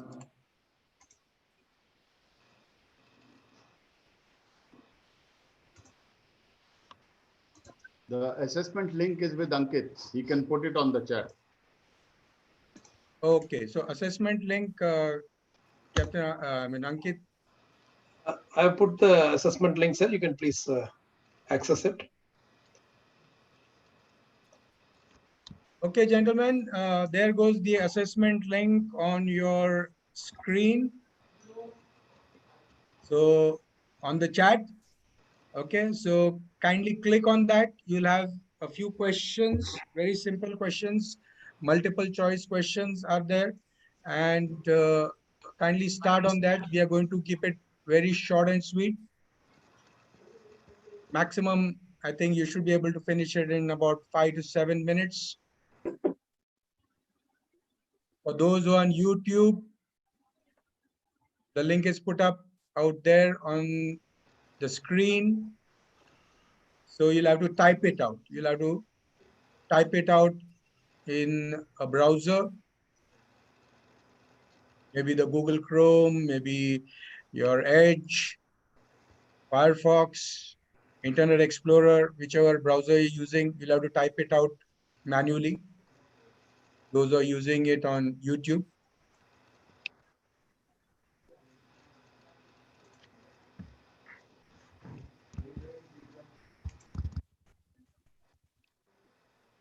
So we'll have a very brief, quiet session at the moment as you start answering and submitting your question, your answers. I got a query out here. What about those who have completed early before joining session? This is early was just suggestions, gentlemen. This is a test. This is a test. So you have to do it again. Not really, but it is the first time. So that was different set of questions. That was just to understand what was required for the session. And Shubhangi, we have ladies around and they are feeling neglected. So please include I'm ladies. so as well. sorry. I'm so sorry. Thank you, Dr. Sundar. Ladies and gentlemen, this is for all of you. I normally do not forget, but I'm so sorry. I forgot to mention ladies. Ladies and gentlemen, It happens. It happens. I'm just kindly taking excuse me for that overlook. And it is for all of you out here.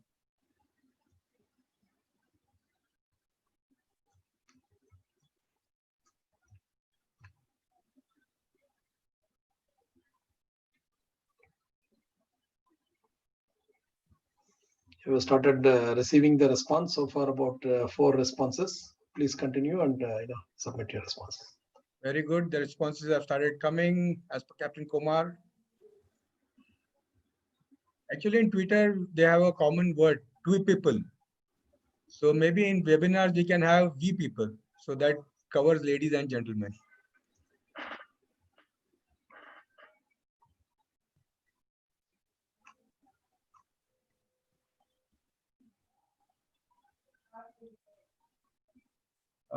Unable to open the assignment. Have you clicked it? Have you clicked the assignment? It should open up in your browser. You should have your, of course, your internet is on.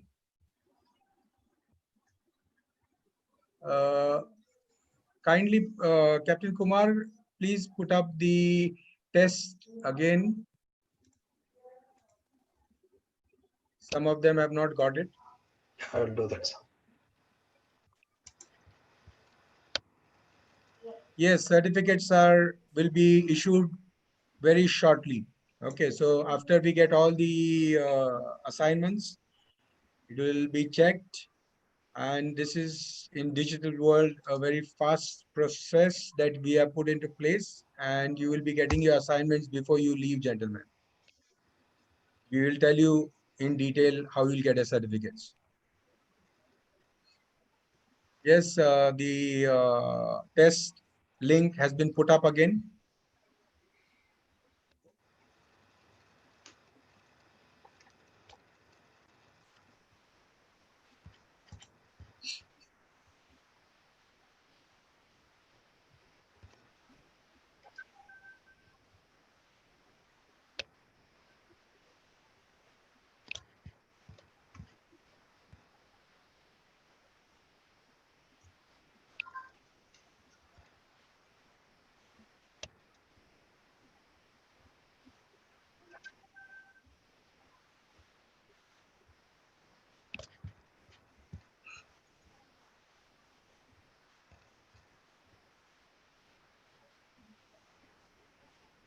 Yes, after you finish the assignment, you have to submit. And once you submit, we will get your responses. That is being checked as your responses start coming in. That was a query from Ram Krishna.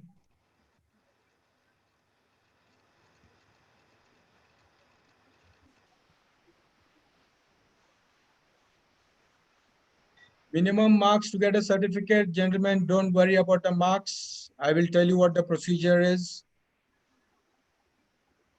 I know we are all worried about passing or failing. Don't worry about that.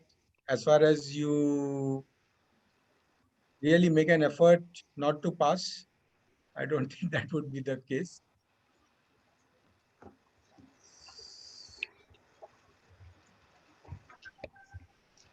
Nitish, I'm very sorry we cannot answer your question with respect to the orals being conducted in MMD, Kochi or other MMDs. We will like to contact the MMD and we will get back to you if we get their reply. Thanks.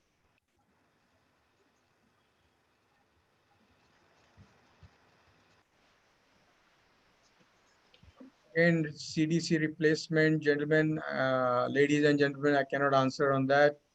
We'll have to contact DG. We'll try to do it on your behalf.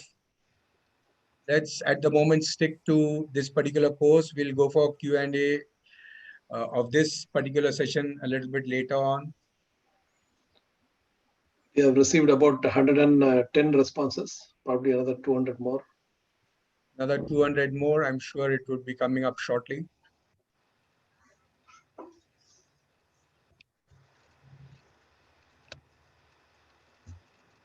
Captain Anand Shingadgiri. Hi, how are you? Captain, you are one of our top faculty. You want to know about the e-trainer session. Yes, we are planning to have the e-trainer session as well. So please keep tuned in and we'll definitely announce the next Train the e-trainer session as well.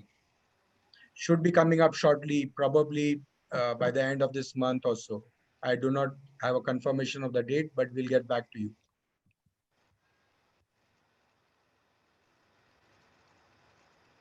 Jayanta Chaudhary, kindly try again because we have already started getting responses. So maybe some issue with your form. So if I might just intervene, people on laptops, responsible laptops, please remember you have to be signed into your Gmail account since this is a Google Docs based form. On phones, it's not a problem because you're already Android, so Gmail, but this could be one of the causal factors. Okay. But I thought that was just a link. Do you really require a Gmail account for that? Yes, to open a Google form, yes.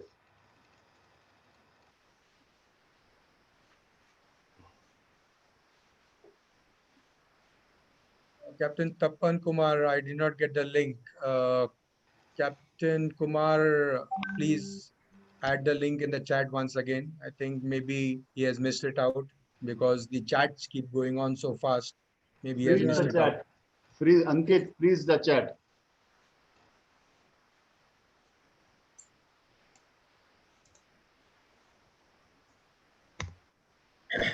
The chat can always be scrolled, you know, it can always be scrolled.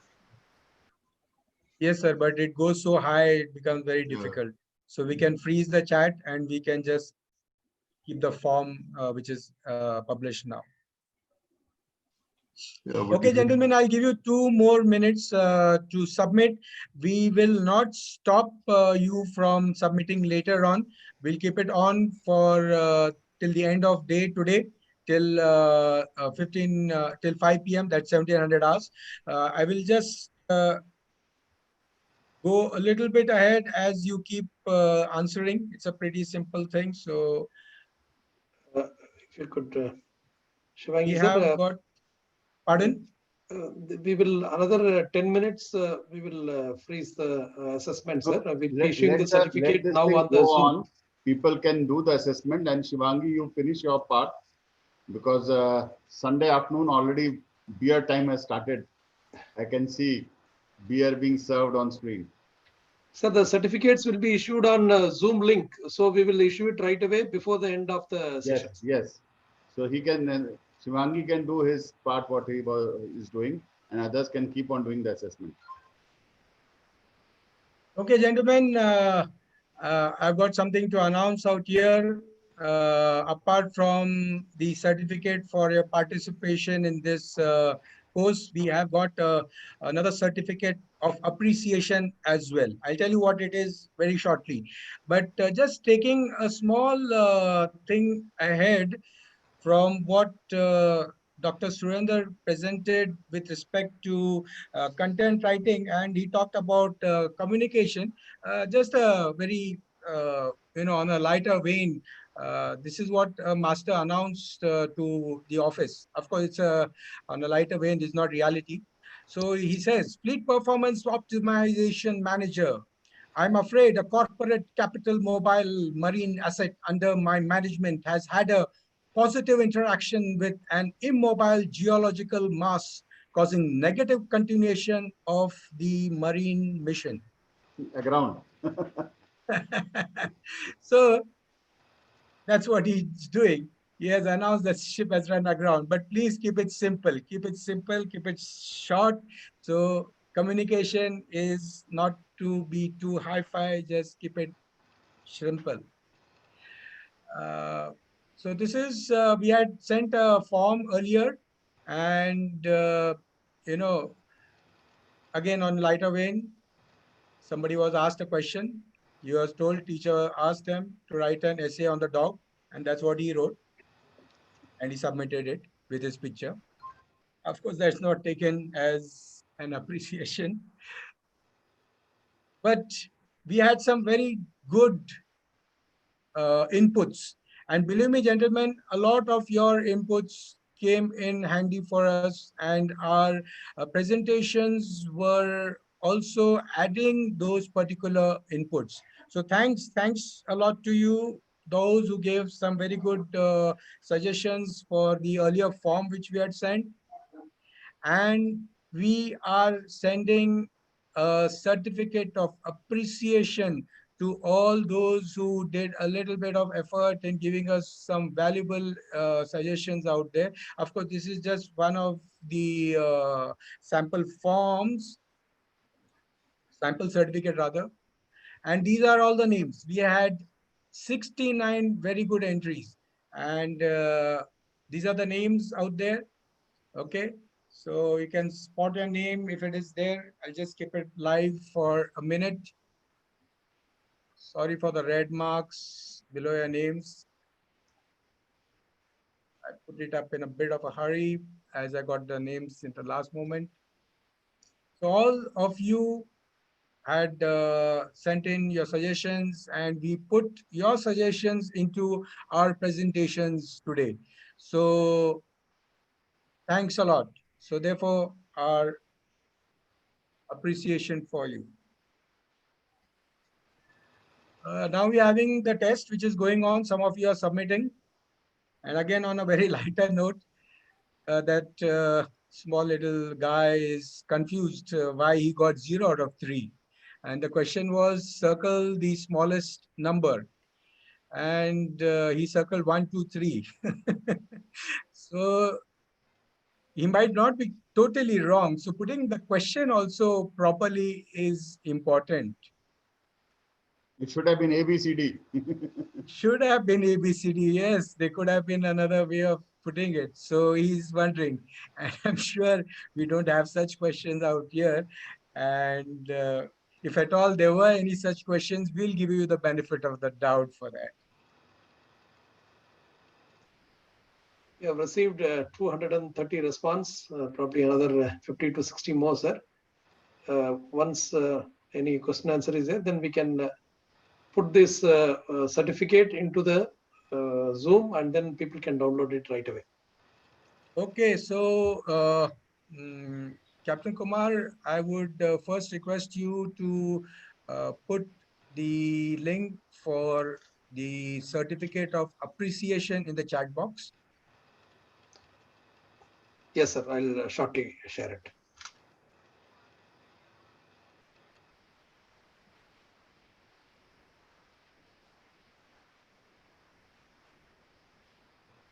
Okay, meanwhile, as this thing is going on, with your permission, Shivangi, yes, I will like to say something which is very, which has been bubbling in me right from when we started. The bottom line of all training or education is finally happiness. If you are happy, everything is okay. And how there's something going in my background. I'll just stop that. This is netiquettes which I've learned today. Okay, gentlemen, till that happens, Captain Kumar, we'll wait for your link on the chat. Voice cancelled. So that was something similar to what was happening in that animated film, that the teacher is talking and something is happening behind, brushing the teeth. Yeah. Okay, so and more so, this COVID has like, let us see the glass full kind of thing, has taught us so many good things. And this kind of audience, this kind of meeting would not have been possible if the COVID was not there. Where all over India we are sitting and enjoying knowledge sharing. There's nothing like coming to a hotel or some club and then meeting. So this is one, I see it is one positive part. There are so many, yes, negative, but then I will end this positive part with a small share. क्यों डरे कि जिंदगी में क्या होगा, हर वक्त क्यों सोचे कि बुरा होगा, बढ़ते रहें बस मंजिल की ओर, हमें कुछ मिले या ना मिले, तजुर्बा तो अच्छा होगा. Thank you. Great. Wow, wow, wow, wow. Okay, gentlemen, we have got the link for the certificate of appreciation to the 69 ladies and gentlemen who participated in our initial form and gave vital inputs.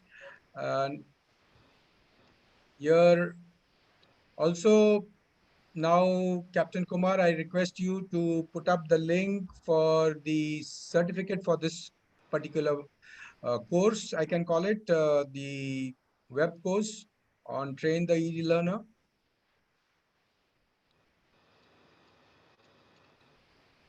Yeah, okay, sir. I'll put the link.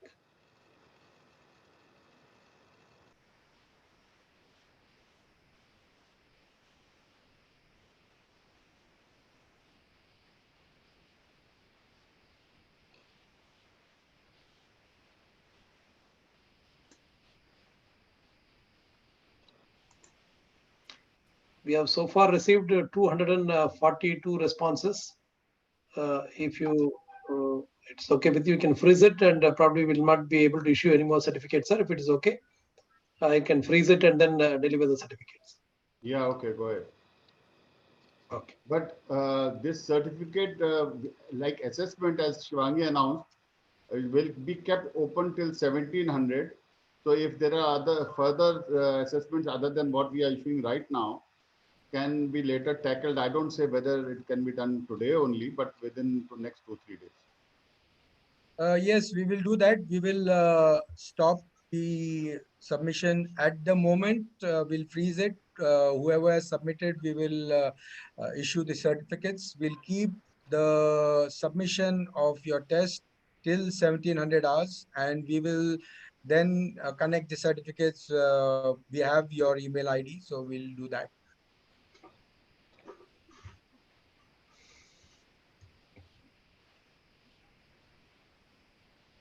Just give me one more minute, sir. I'll put up the link.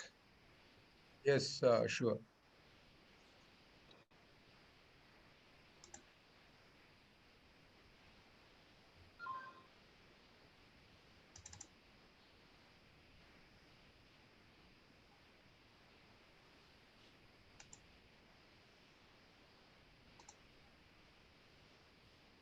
I was just now told you are working from home, so the rule of home applies.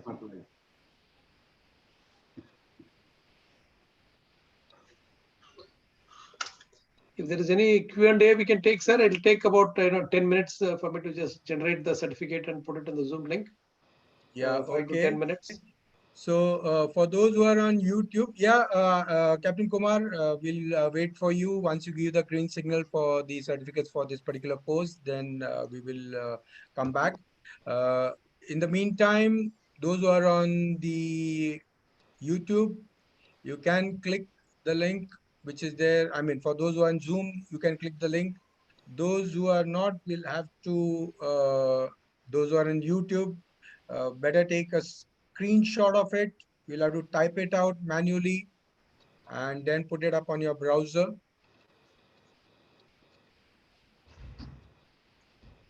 For the people, so there are two files out there. There is one Excel file and there's a PDF file. So first thing what you require to do is go on your Excel file and search for your name and note down the serial number against your name. So once you get that, easy way, if you're using a laptop, like Control F, and you can get your name very quickly rather than scrolling down all. Once you have got your number, then go to the PDF file. Okay, so the first step in the link, you'll get two files.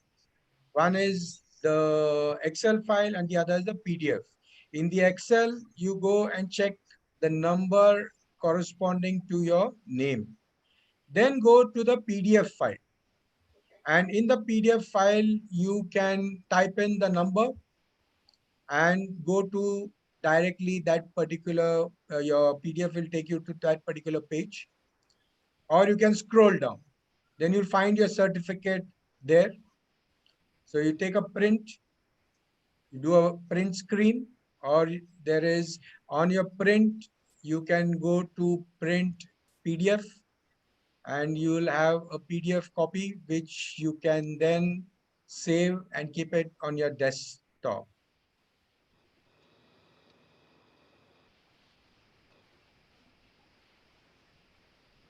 And some of the mobiles, they do not I have would the suggest option. while this process is going on, you ask the admin to unmute everyone. If anybody else has got anything to say, can talk now. Yes, okay.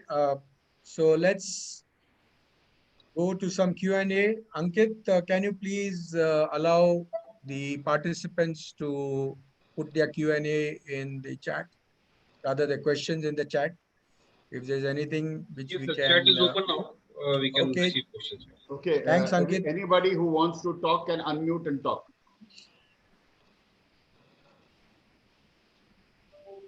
Unmute, maybe there might be too many people straight away. So it's better to put it on the chat. Yes, I can see hand of Mr. Nedumaran. Unmute, Nedumaran, unmute. कहाँ पे है? Nedumaran.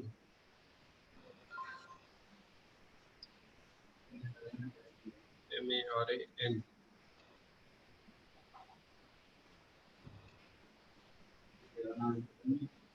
Vernon, this was the certificate of appreciation. The certificate of participation will follow shortly. Yes, sir. I have not submitted the Windows. It does not matter, no? I am not able to resubmit. No, not a problem, Nedumaran. Okay, sir. Thank you.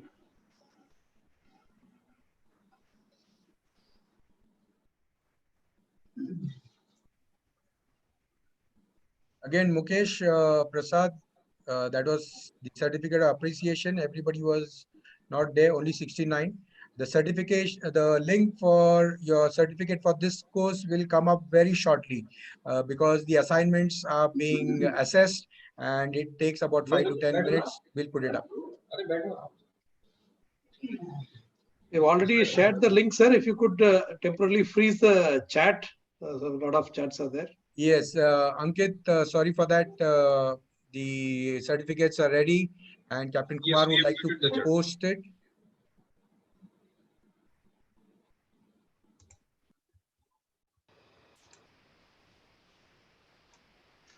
Mr. Arnab Das wanted app substitute for guide to port entry. He's been repeatedly requesting for it. There is one which has been kindly provided by a colleague. Captain Bajaj has recommended Maritime World Ports. I have not tested it. It's got a 3.8 review.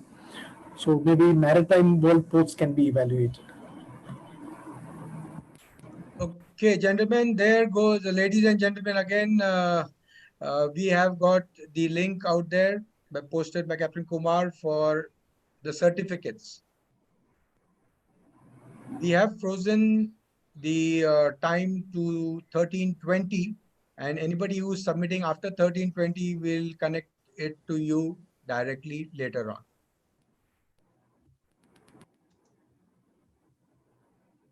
So some of you, even though you have submitted it, you may not get your certificate, but you'll definitely get it later on. So we have kept the submissions open till 1700 hours today, gentlemen, ladies and gentlemen.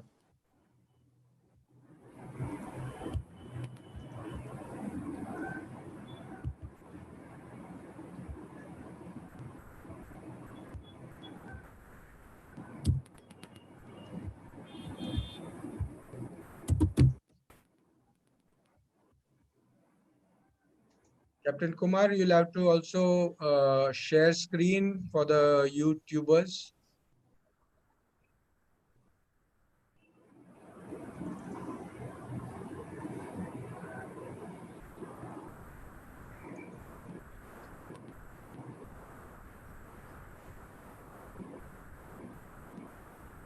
For the certificate link.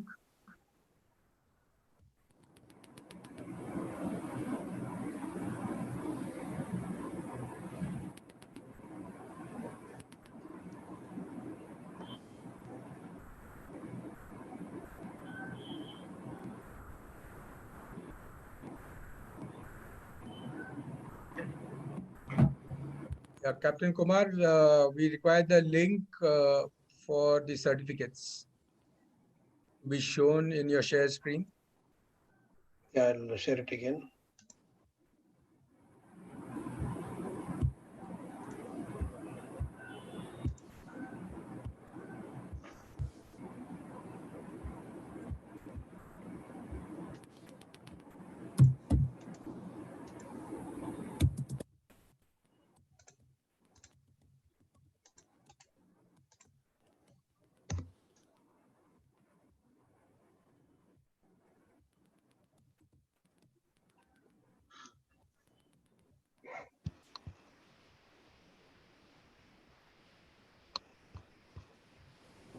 Shivangi and Captain Kumar, it's 13:30 now, 1 hour over our time. Please tell the participants to take a screenshot and then they can submit it later. We must shut down now, conclude. Yeah, we're just waiting for the sharing of the screen. So those who are on YouTube can take a screenshot. Yeah. So once that is done, then we will call it off. Yes, advise them to take a screenshot.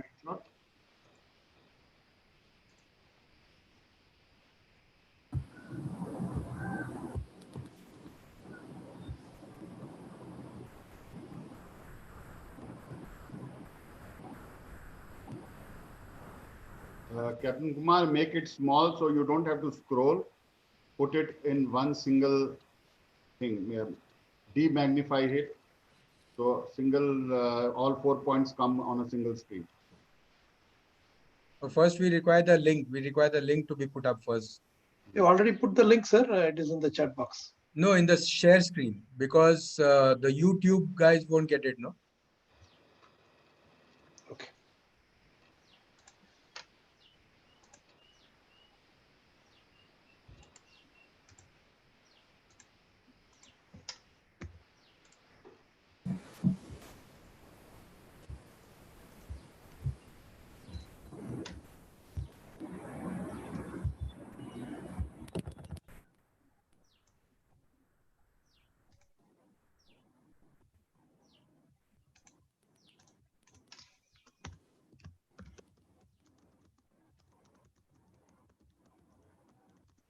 We really did not expect so much of participation, and interaction. Hence, it has stretched a little bit.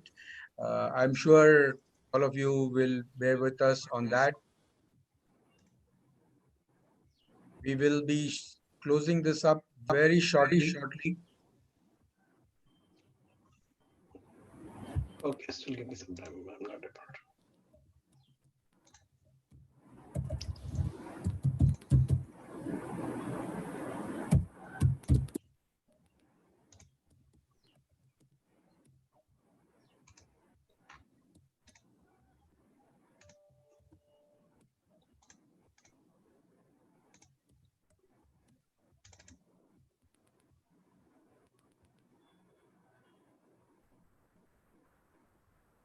Yeah, that's good enough. Little bit up.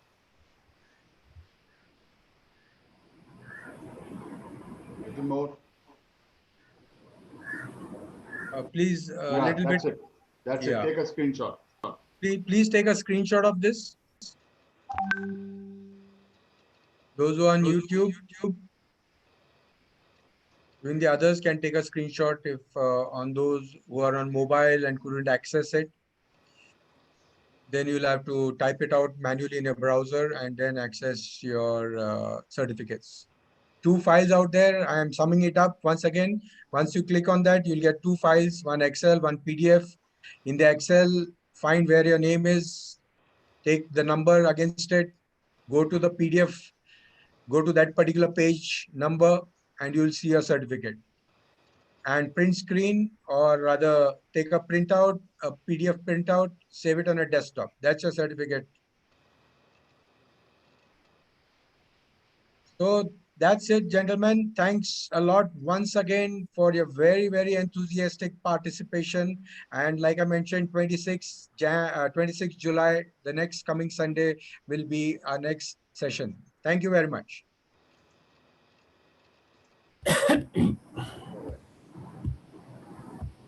Thank you very much, gentlemen. So we close our session today. Thank you, everyone. Bye-bye. Thank you. Thanks to the team. Thank you very much. I said thanks to the team, which was organized. Oh, thanks. Thank you, sir. Thank you, sir. You are right on top out there in the team.